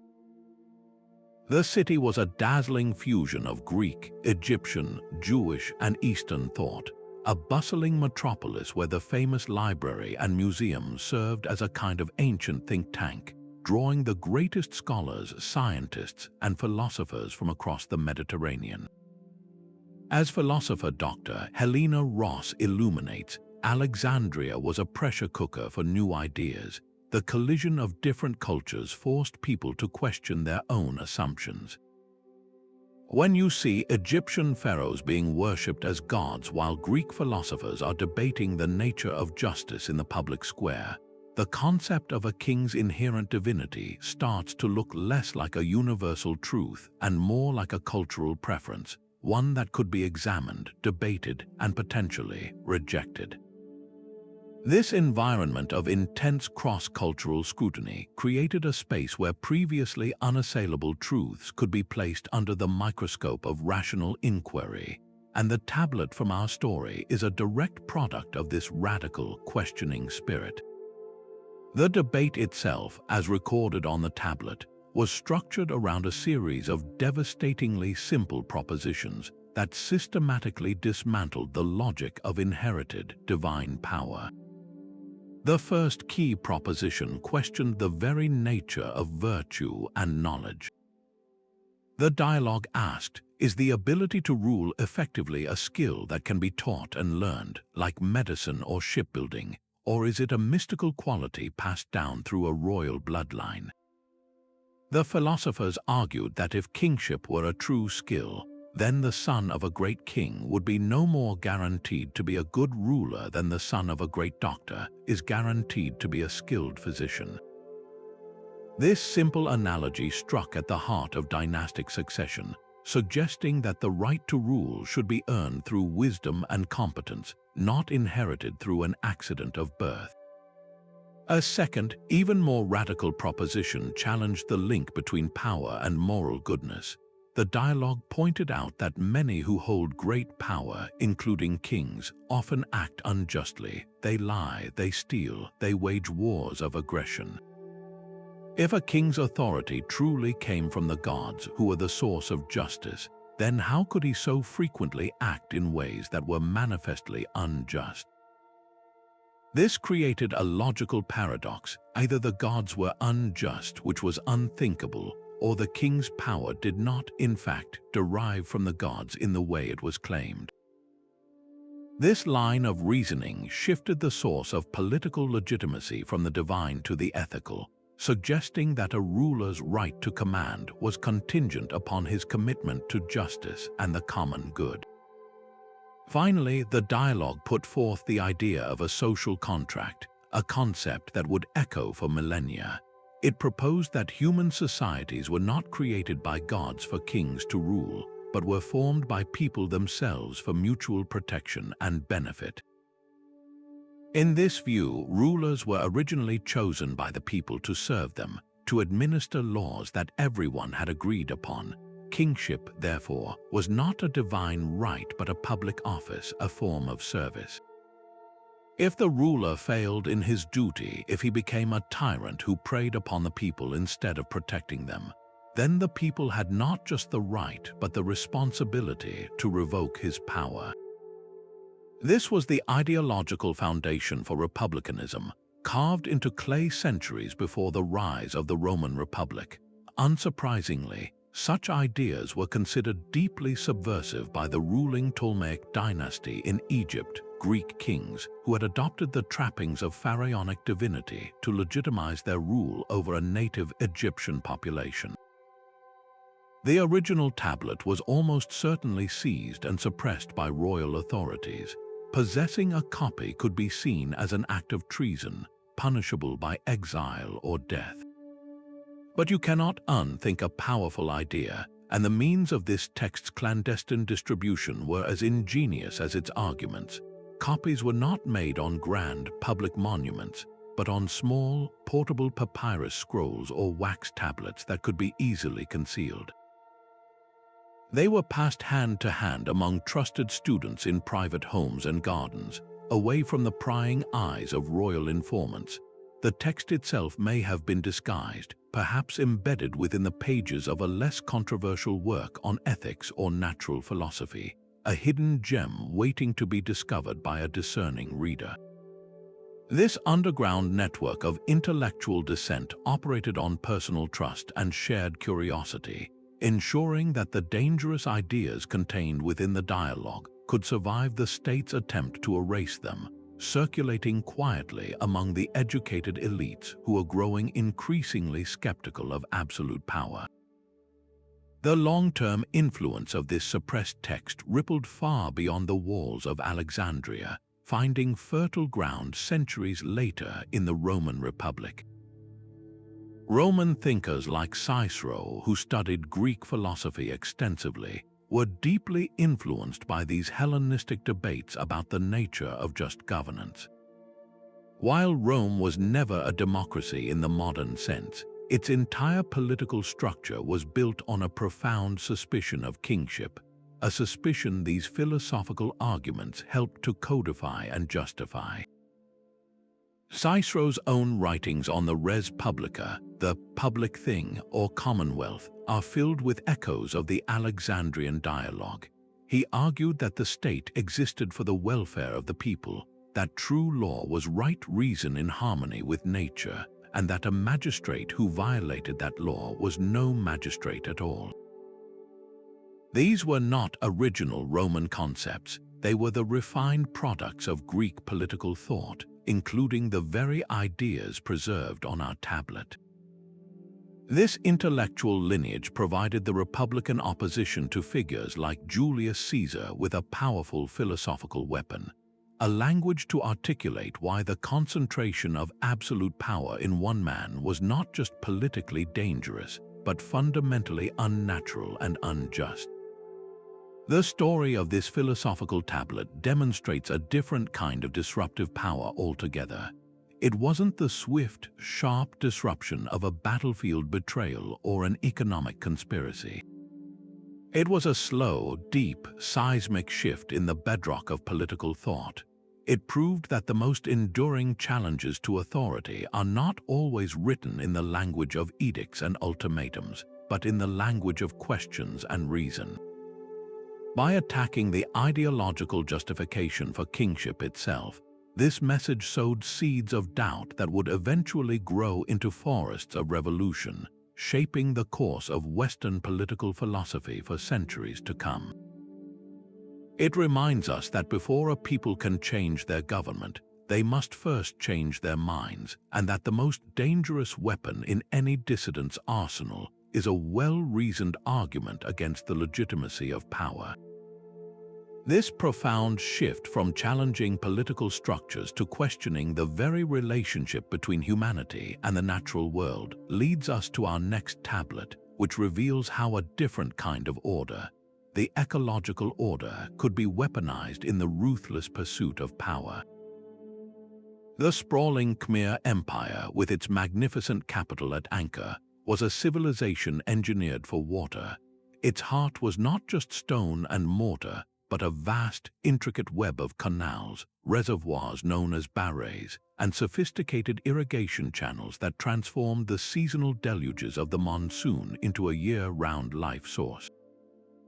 This hydraulic network was the empire's true masterpiece, a testament to an engineering prowess that allowed a mighty metropolis to flourish in the heart of the Southeast Asian jungle. Inscriptions found on the very foundations of Angkor's temples boast of this mastery, praising kings for their divine role as master of the waters and detailing the complex administration required to manage this liquid wealth. Water was not merely a resource, it was the foundation of Khmer power, the circulatory system that nourished the rice paddies that fed millions and sustained the political and religious authority of the god-kings. It is against this backdrop of absolute dependence on managed water that a single, chilling tablet emerges, revealing how this very source of life could be twisted into a weapon of devastating sabotage. This was not a message of open warfare, but a clandestine order, written in the precise, technical language of Khmer hydraulics, commanding officials to secretly divert the flow of a major canal away from a rival region during a crippling drought. The dry, administrative tone of the instructions detailing weirs, sluice gates, and flow rates belied its catastrophic intent. This was ecological warfare, an attack not on an army, but on the land itself, designed to leverage nature's vulnerability to break a competing power.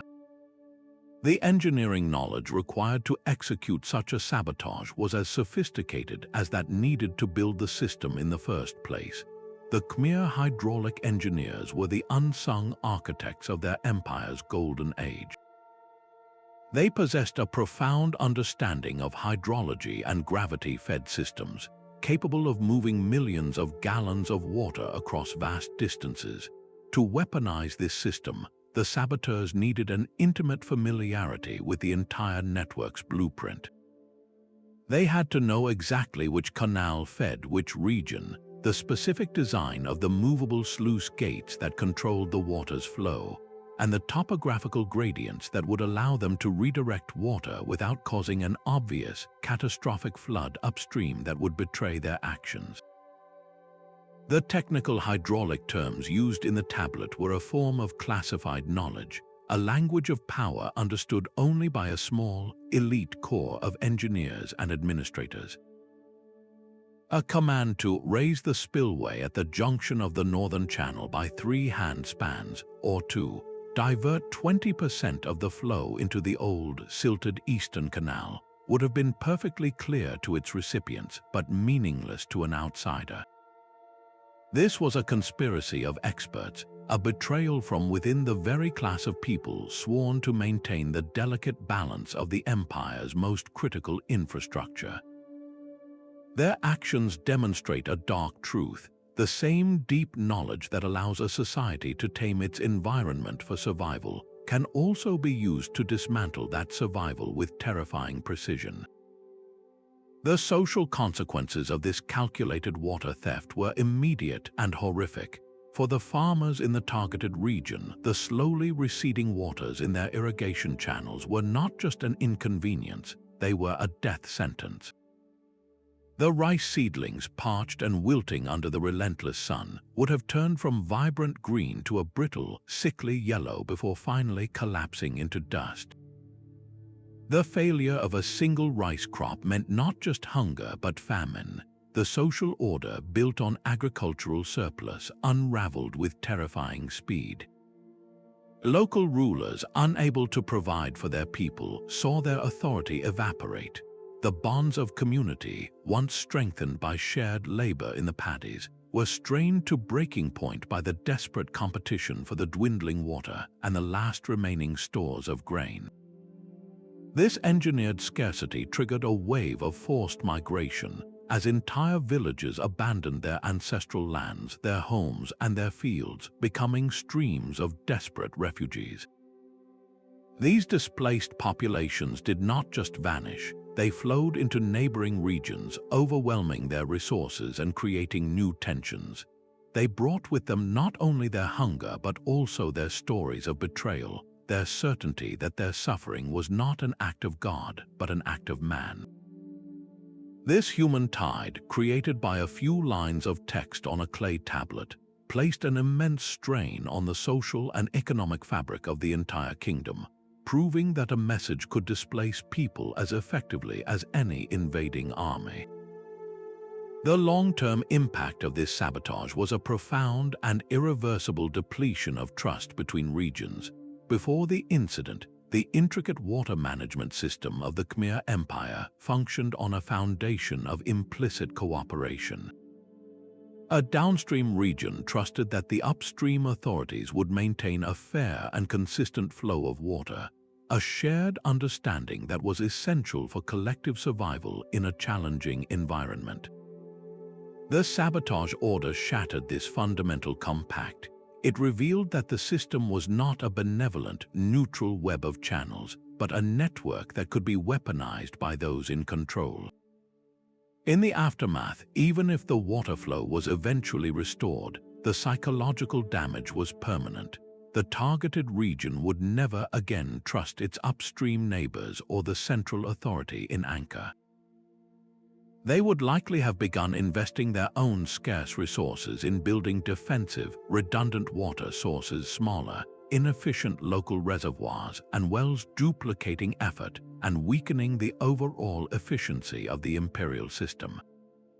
This breakdown of hydraulic trust created a legacy of suspicion and self-interest that made the entire empire more fragile. When the next drought came, regions would be more likely to hoard water for themselves, fearing a repeat of the betrayal, thereby accelerating the very crisis they sought to avoid. The tablet's order did more than just destroy one season's harvest. It poisoned the well of cooperation for generations, demonstrating that the most enduring damage from such an act of environmental warfare is not the immediate famine, but the long-term corrosion of the social contract that holds a complex civilization together. Just as the Khmer Empire showed how a message could weaponize nature itself, our next story reveals how a message could weaponize the most primal of human emotions, fear. In the bustling, prosperous Roman city of Antioch, a major trading hub and one of the largest cities in the empire, a single scroll began to circulate, its contents more virulent than any disease it described. This was the Plague Scare Scroll, a tablet that spread a terrifyingly specific and completely false rumor of a deadly plague outbreak within the city walls. The message didn't just state that people were sick, it invoked the ghost of past horrors, describing symptoms that echoed the great Antonine plague that had ravaged the empire a generation earlier. The high fevers, the black pustules, the rapid, gruesome death. This was a psychological attack, expertly crafted to tap into a deep collective trauma. In a world without germ theory, where illness was a mysterious and divine punishment, the mere mention of plague was enough to trigger a panic that logic could not contain. The scroll's power lay not in its truth, but in its plausibility, playing on the historical memory of actual suffering to generate a self-fulfilling prophecy of economic collapse. To understand why this rumor spread with such devastating speed, we need to step into the crowded, noisy streets of an ancient city during a crisis. The sociology of rumor in antiquity, as explained by expert Dr. Fiona Lee, was a function of both psychology and infrastructure. In the ancient world, Dr. Lee notes, official information moved slowly, carried by imperial couriers on predetermined routes. But rumor traveled at the speed of a whisper. It flowed through the same channels as daily life, the marketplace, the public baths, the taverns, and the tenement houses. In a high-stress situation like the fear of an invisible, lethal illness, people experience what we call cognitive narrowing. Their focus shrinks to immediate survival, and their critical thinking shuts down. They become hyper-vigilant for any piece of information that confirms their deepest fears, and they pass it on quickly, not out of malice, but out of a desperate need to protect themselves and their loved ones. A rumor becomes a social coping mechanism, a way for a community to collectively make sense of a terrifying and uncertain threat. This perfect storm of slow official news and fast, emotional gossip created a fertile ground where the plague scroll could take root and flourish with catastrophic effect. The origins of this particular rumor are as fascinating as they are shadowy. It almost certainly did not emerge spontaneously from the general populace. The specificity of the false report suggests a deliberate act of economic sabotage. A rival merchant guild seeking to undermine Antioch's commercial dominance could have been the author. By crippling the city's economy, they could divert lucrative trade contracts to their own home city. Alternatively, the source might have been internal, a politically motivated faction within the city's own senate, aiming to discredit a governing official or to create a crisis that would allow them to seize power. The scroll itself was likely not a single grand proclamation, but multiple copies produced quickly and distributed by a small network of agents. They would have placed them in high-traffic areas, tucked among goods in the marketplace, left on benches in the public gardens, or even read aloud by a planted provocateur in a crowded square. The initial seed was small, but the conditions were perfect for it to grow into a towering, unstoppable wave of dread. The economic indicators of the scroll's impact are starkly visible in the archaeological and historical record, painting a picture of a city seizing up in a matter of days. The first and most immediate effect was a frantic, mass exodus of the city's wealthy elite. These were the people with the most to lose and the means to escape. They owned villas in the countryside, had networks of contacts in other cities, and could commandeer carts and horses at a moment's notice. The sight of the rich packing their gold and silks and fleeing through the city gates was a visual confirmation of the rumor's truth. If the wealthy were fleeing, the danger must be real. This initial flight triggered a cascade of economic paralysis. The banking and money-lending sector, which relied on personal trust and the physical presence of wealthy patrons, collapsed overnight. Without the elite to patronize them, the city's famed artisans, the silversmiths, the weavers, the mosaicists, found their workshops empty and were forced to close. The bustling markets, usually filled with the sounds of haggling and the smells of spices, fell silent as merchants shuttered their stalls, fearing both the non-existent plague and the sudden absence of customers. The city's revenue, which flowed from taxes on trade and property, evaporated. The value of urban real estate plummeted, as those who remained had no desire to buy property in a city supposedly under a death sentence. The entire economic engine of one of the Roman East's most important cities ground to a halt, not because of an actual pathogen, but because of a pathogen of the mind, spread by a few pieces of inscribed clay. The official response to this crisis was by all accounts a total failure. The city magistrates and the Roman governor, once they became aware of the panic, did what authorities throughout history have done in the face of rampant misinformation. They issued denials. They had criers walk the streets announcing that there was no plague, that the city was safe, that people should return to their business.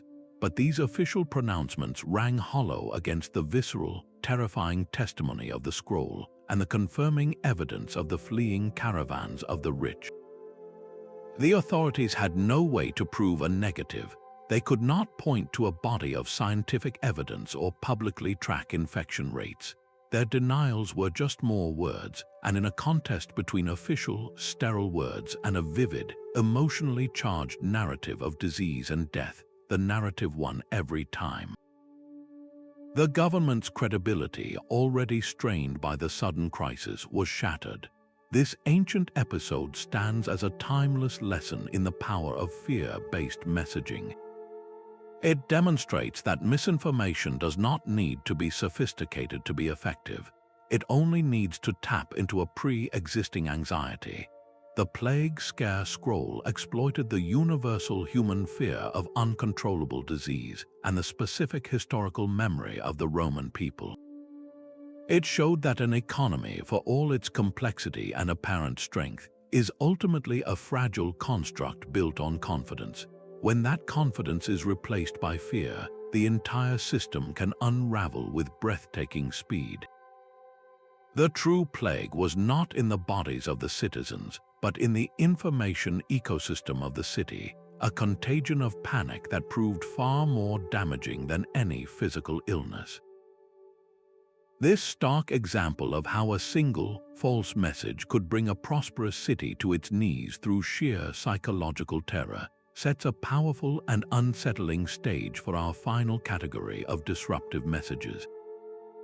If a fabricated rumor could so thoroughly destabilize a city's economy and social order, what kind of enduring damage could be wrought by a message that was meant to do the very opposite, to bring peace, but whose own inherent flaws would ultimately fuel a renewed and even more bitter conflict? After years of brutal, grinding conflict that had drained the treasuries and exhausted the manpower of both Athens and Sparta, the promise of peace must have felt like a cool drink of water in a desert of war. The treaty that ended the first phase of the Peloponnesian War, known as the Peace of Nissus, was inscribed on a stone tablet and hailed as a triumph of diplomacy, a 50-year pact meant to finally silence the clash of shields and the splintering of trireme oars. Yet, from the moment the terms were read aloud, this message of peace carried within it the precise ingredients for a new, even more destructive war. The diplomats who crafted the agreement were not striving for perfect clarity. They were engaged in the delicate art of political face-saving, drafting clauses with intentional vagueness that allowed both the Athenian and Spartan delegations to return home and claim victory. The historian Thucydides, our most penetrating source for this period, saw right through this fragile facade. He observed with a chilling clarity that the peace was not a true reconciliation, but merely a suspension of hostilities in the midst of war, a temporary truce that failed to address the deep-seated fear, ambition, and mistrust that had caused the conflict in the first place.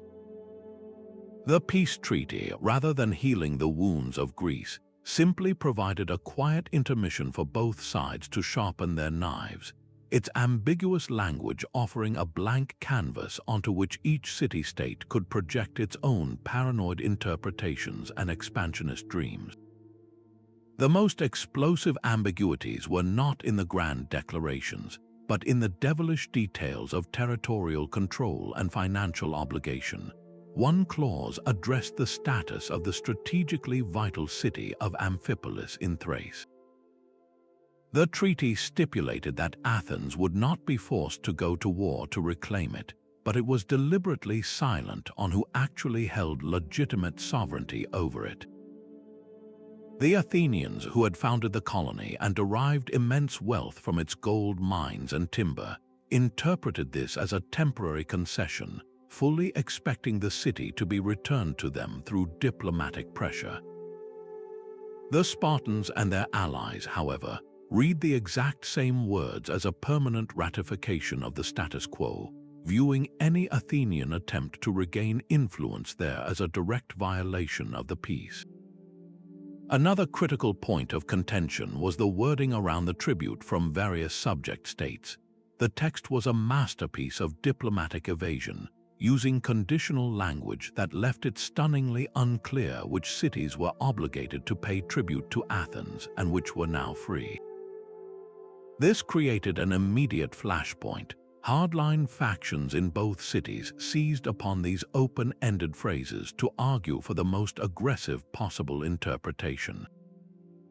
In Athens, the fiery, charismatic demagogue Cleon, before his death, had embodied this unyielding stance, and his political successors continued to agitate, insisting that any compromise was a sign of weakness that would embolden Sparta to strangle Athenian trade and dismantle their empire. In Sparta, the powerful hawkish faction led by King Augeas and the influential Ephors argued that the treaty was a shameful compromise with a decadent and untrustworthy democracy. They pointed to the ambiguous clauses as proof that Athens was already acting in bad faith, secretly plotting to rebuild its power and encircle the Peloponnese. These factions did not just debate, they actively worked to undermine the peace. They sent covert support to rebel groups in disputed territories, staged provocative military exercises near sensitive borders, and launched a relentless campaign of political rhetoric portraying the other side as a treaty-breaking monster that could never be trusted. The treaty's vague language became a self-fulfilling prophecy of suspicion, providing all the evidence the hardliners needed to convince their fellow citizens that war was not only inevitable, but necessary for survival. The military preparations that followed this diplomatic breakdown were not the frantic mustering of an army caught by surprise, but the cold, calculated movements of a player who has been expecting the game to resume all along. The peace became a new kind of battlefield, one fought with logistics and strategic positioning. The Athenians, under the guidance of the ambitious Alcibiades, began to forge a new, expansive alliance network, reaching out to cities in the Peloponnese itself, like Argos, in a direct attempt to outflank and isolate Sparta on its own doorstep. This was a clear, aggressive move, justified in Athenian councils by the argument that Sparta's interpretation of the treaty was so hostile that preemptive action was required. Simultaneously, the Spartans, fearing this encirclement, began to quietly reinforce their key allies and plan for a decisive campaign to shatter this nascent coalition before it could fully form. They marched their army into the territory of Argos, not with the goal of all-out war with Athens just yet, but to test Athenian resolve and demonstrate that they would not tolerate such blatant interference in their sphere of influence. The peace treaty, a document meant to end a war, had instead created a 7-year interlude of shadow boxing, where every diplomatic note, every troop movement, and every whispered rumor was filtered through the distorting lens of its own ambiguous text. The final collapse of the Peace of Niches did not come from a single, dramatic event, but from the accumulated weight of 1,000 suspicions and provocations, all licensed by the treaty's failure to clearly define the new world it was supposed to create. This story of a peace that fueled a war stands as one of history's most profound and tragic ironies, a stark lesson in the dangers of using ambiguity as a diplomatic tool. It demonstrates that a message intended to bring two sides together can, if it lacks courage and clarity, end up building a higher wall of mistrust between them. The negotiators sought to save face, but in doing so, they made it impossible to build a foundation of genuine trust, ensuring that the next war would not be a simple continuation of the last, but a far more cynical and destructive conflict born from the shattered promises of a flawed peace. This sobering realization that even the most solemn agreements can be undone by their own hidden flaws leads us inevitably to our final, deeply personal tablet, a message from the very edge of death that would unravel not just a peace, but an entire imperial dynasty. In the grand, meticulously ordered cosmos of the Chinese imperial court, where every ritual was choreographed and every word of the emperor was considered a reflection of celestial will, the most dangerous message of all could be the final one. The tradition of the deathbed edict in Chinese history was not merely a last will and testament. It was a sacred transfer of the mandate of heaven, a final act of statecraft designed to ensure a smooth transition and legitimize the new ruler before both the people and the ancestors.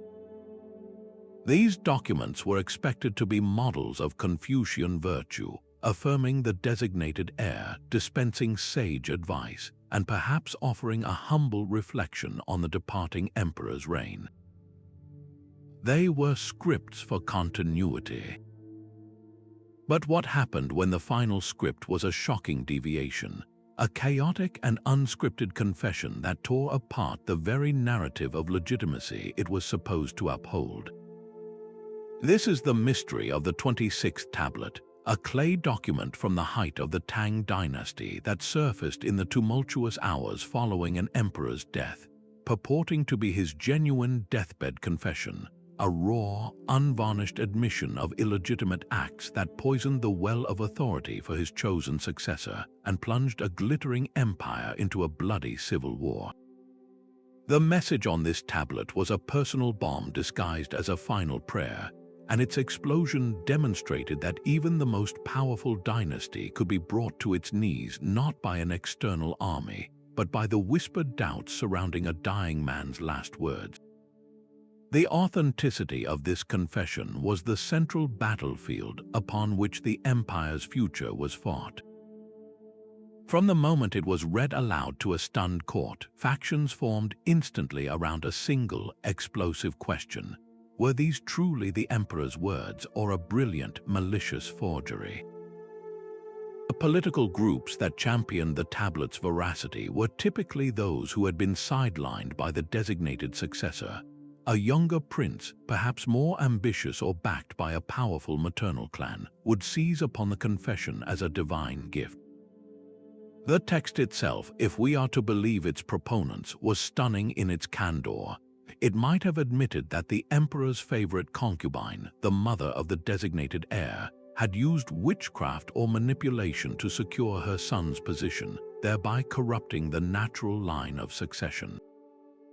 Or perhaps it confessed to a long-buried crime from the emperor's own youth, the murder of a rival prince or the falsification of an edict that fundamentally called his own moral authority, and by extension the legitimacy of his entire lineage into question.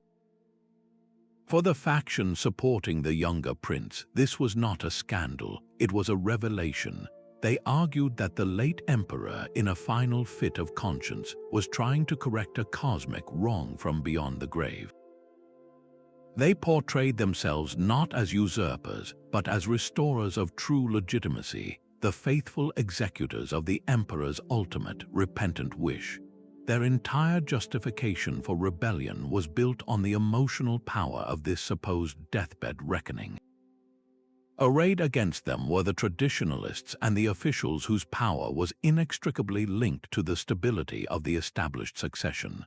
This group, often led by the senior chancellor, the powerful eunuchs of the inner court, and the military commanders loyal to the late emperor's official decree, denounced the tablet as a heinous forgery. Their arguments were rooted in both political necessity and a deep understanding of state ritual.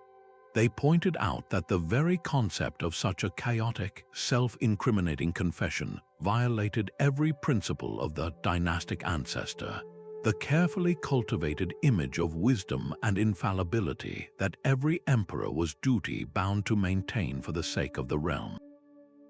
To accept the confession as real was to admit that the empire had been built, at least in part, on a lie, a notion that threatened to unravel the social order itself.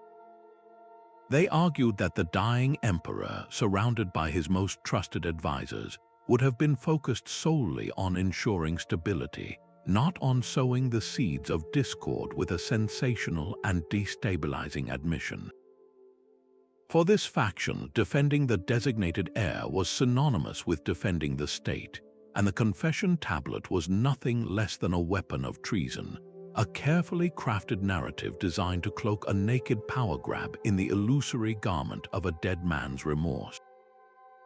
The forensic analysis of the tablet itself became a critical front in this war of words, a fascinating pre-modern exercise in detective work that mirrored the political tensions tearing the court apart.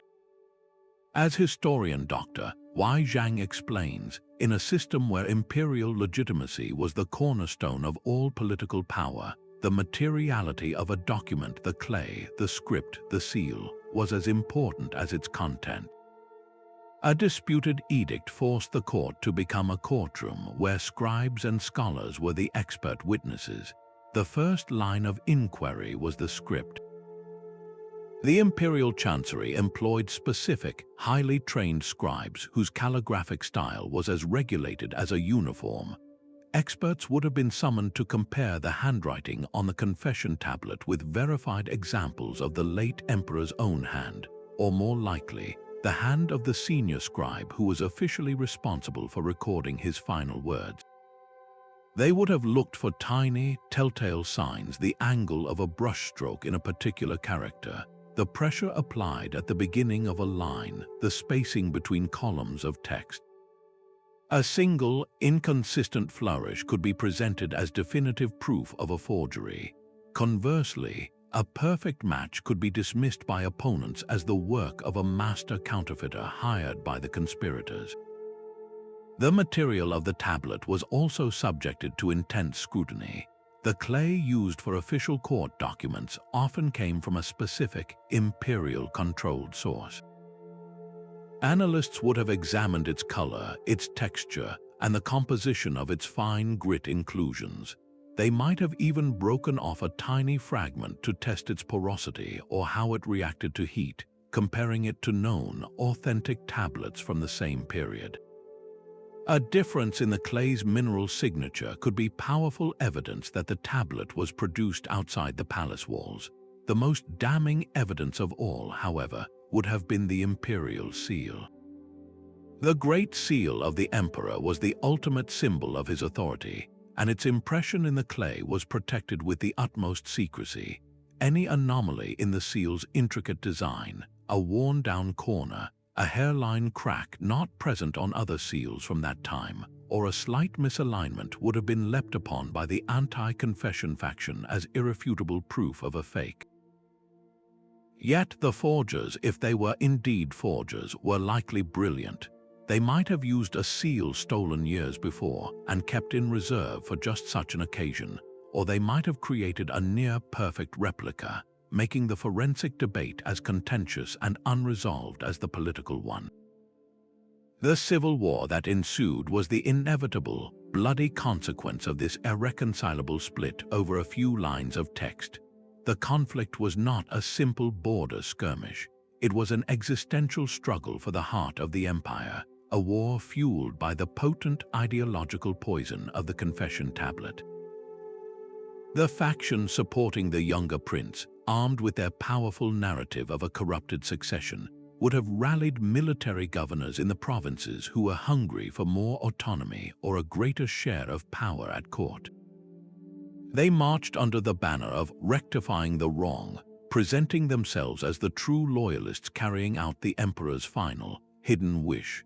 The faction backing the designated heir, portraying themselves as the guardians of stability, mobilized the central army and the bureaucratic apparatus, fighting to preserve the sanctity of the established imperial line and the laws of succession. The resulting war was particularly brutal because it was a war of legitimacy. It wasn't just about who had the most soldiers, it was about who had the rightful claim to the mandate of heaven. This ideological core meant that compromise was nearly impossible. Battles ravaged the countryside, draining the imperial treasury, depopulating entire regions, and shattering the aura of invincibility that had surrounded the Tang dynasty at its peak. The conflict created deep, lasting fractures in the political landscape, empowering regional warlords and weakening the central government for generations. The Confession Tablet, whether a genuine cry from the deathbed or a masterful fake, had achieved what no foreign army could. It turned the empire's own legitimacy against itself, proving that a single, personal message, laden with doubt and accusation, could unravel the intricate tapestry of power, tradition, and belief that held a civilization together, leaving it vulnerable and fractured. Within, looking back across these 26 stories, from the Sumerian grain report to the Tang Emperor's deathbed confession, a powerful, unifying thread emerges, one that connects the dusty archives of antiquity to the glowing screens of our own time. These tablets are not isolated curiosities. They are chapters in a single, ongoing story about the most potent force in human history, a force that predates the sword and will likely outlast the missile, the power of information. Whether it was a tax decree inscribed in Akkadian or a spy's report encoded in Greek numerals, every disruptive message we've explored gained its world-altering power from a critical combination of three elements: its specific context, its physical medium, and the audience it reached. A message about debt relief was explosive in a society teetering on the edge of widespread indentured servitude, but it would have been meaningless to a nomadic tribe on the steppes. A lead tablet from Delphi carried immense weight because it was believed to be the direct word of a god, its medium lending it an aura of divine authority that a simple spoken rumor could never possess. And the audience was everything a message meant for a king's eyes alone became a weapon of mass rebellion when it was decoded and spread among the merchant guilds or the enslaved population. This timeless interplay reveals that information is never neutral. It is a tool whose impact is entirely dependent on when, how, and to whom it is delivered. One of the most profound themes resonating through these artifacts is the double-edged sword of literacy.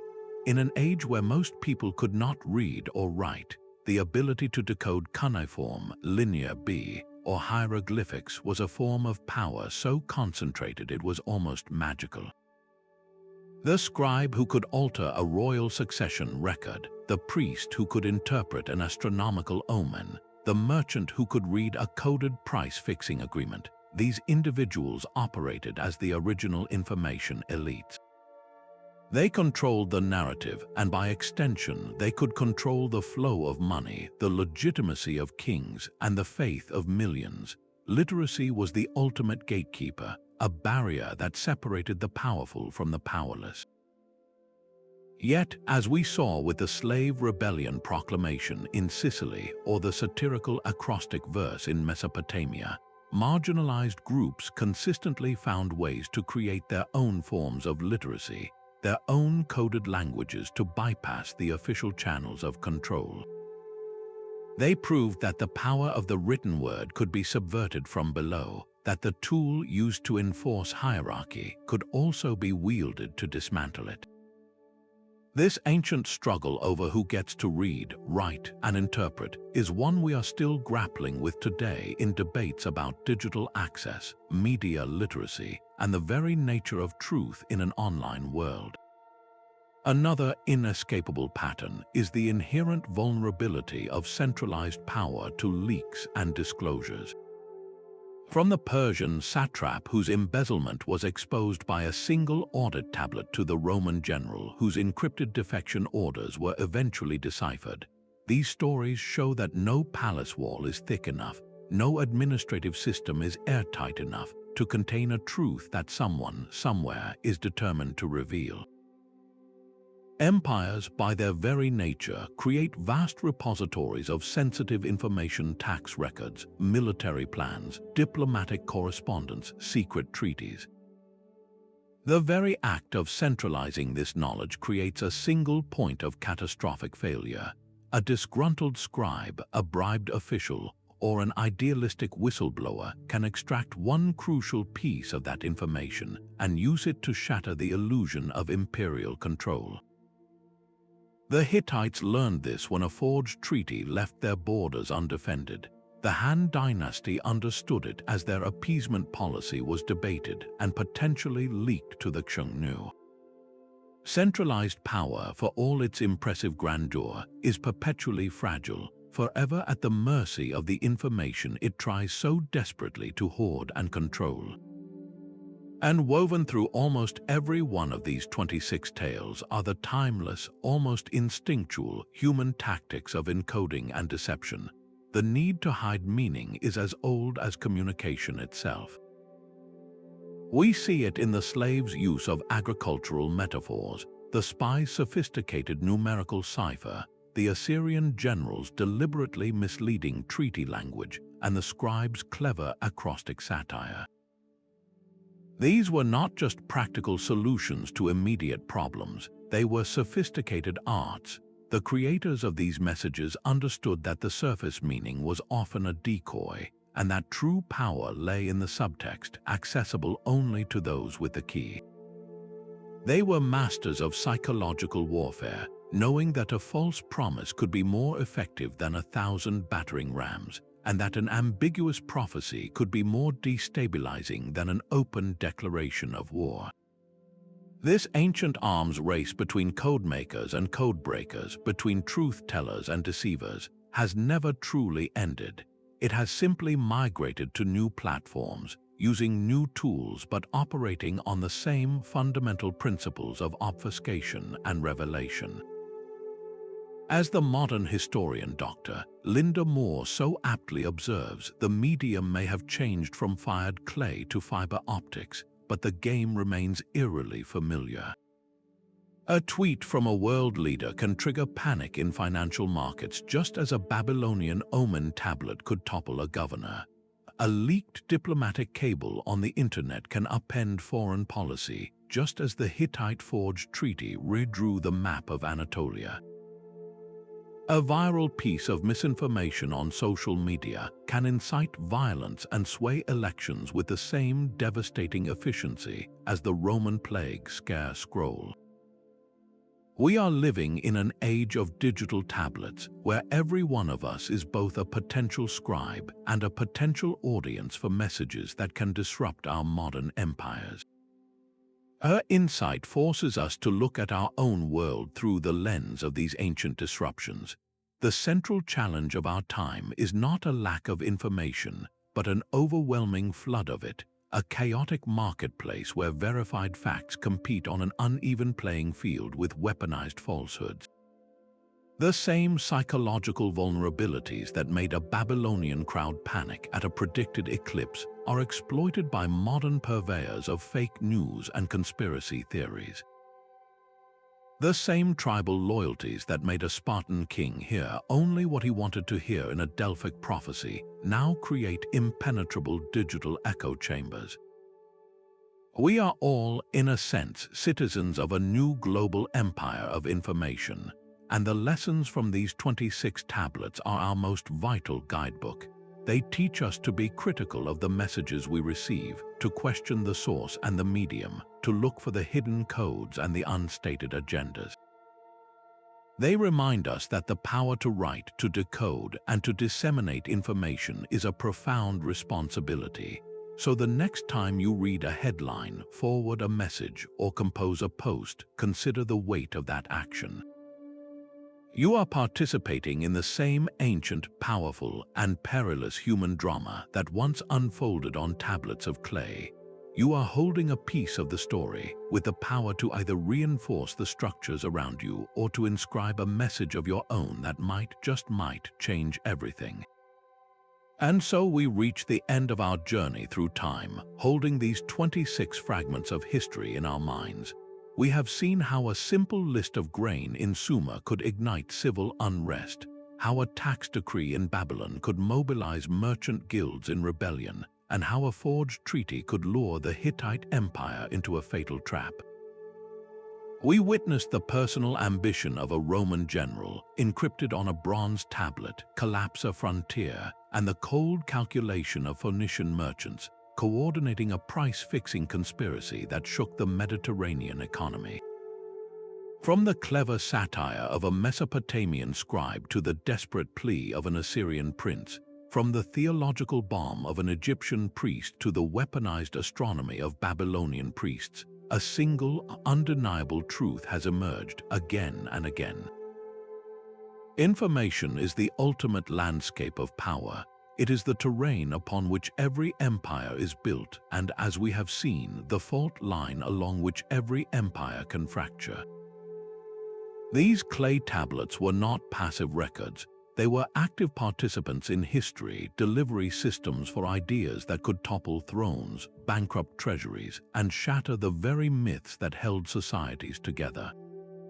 They prove that the most significant battles were often fought not with bronze and iron on an open field, but with a stylus in a quiet room where a single message, carefully composed and strategically delivered, could alter the destiny of millions. The past, then, is so much more than a chronicle of kings and their conquests. It is a dense, intricate network of communication, a whispering gallery of dispatches, decrees, prophecies, and forgeries. It is the story of the messages that moved the kings, that inspired the armies, and that stirred the populations. Every rebellion required a rallying cry, every betrayal needed a secret order, and every theological revolution began with a new interpretation. By focusing on these messages, we get closer to the human heart of history, the fears, the ambitions, the deceptions, and the hopes that pulsed through the veins of these ancient civilizations. They remind us that the people of the past were not so different from us. They were navigating a world of information, trying to discern truth from falsehood, and wrestling with the consequences of the words they sent and received. As you move forward from this exploration, carry this perspective with you. Look at the world around you not just as a sequence of events, but as a constant, flowing river of information. Consider the messages you encounter every day, the news headlines that shape your perception of the world, the social media posts that influence public opinion, the official statements from governments and corporations, even the private conversations that sway your personal decisions. Each one carries a potential energy, a capacity to influence, to persuade, and yes, to disrupt. Think about the modern equivalents of these ancient tablets. A leaked email can trigger a political scandal as dramatic as the exposure of the Persian satrap's corruption. A viral piece of misinformation can spread panic and crash economies with the same efficiency as the Roman plague scare scroll. A cryptic tweet from a world leader can be analyzed and decoded with the same intensity as the oracle's ambiguous prophecy at Delphi, with nations hanging on every possible interpretation. The stakes are just as high, the mechanisms of influence just as potent. We are all, in a sense, citizens of a new global empire of information, and we each play a role in how its story is written. The lessons from these 26 tablets are not relics of a bygone age. They are a vital guidebook for our present. They teach us the enduring value of skepticism, the critical importance of verifying sources, and the profound responsibility that comes with both creating and sharing information. They show us that the power to disrupt has always been accessible to those who know how to wield the word.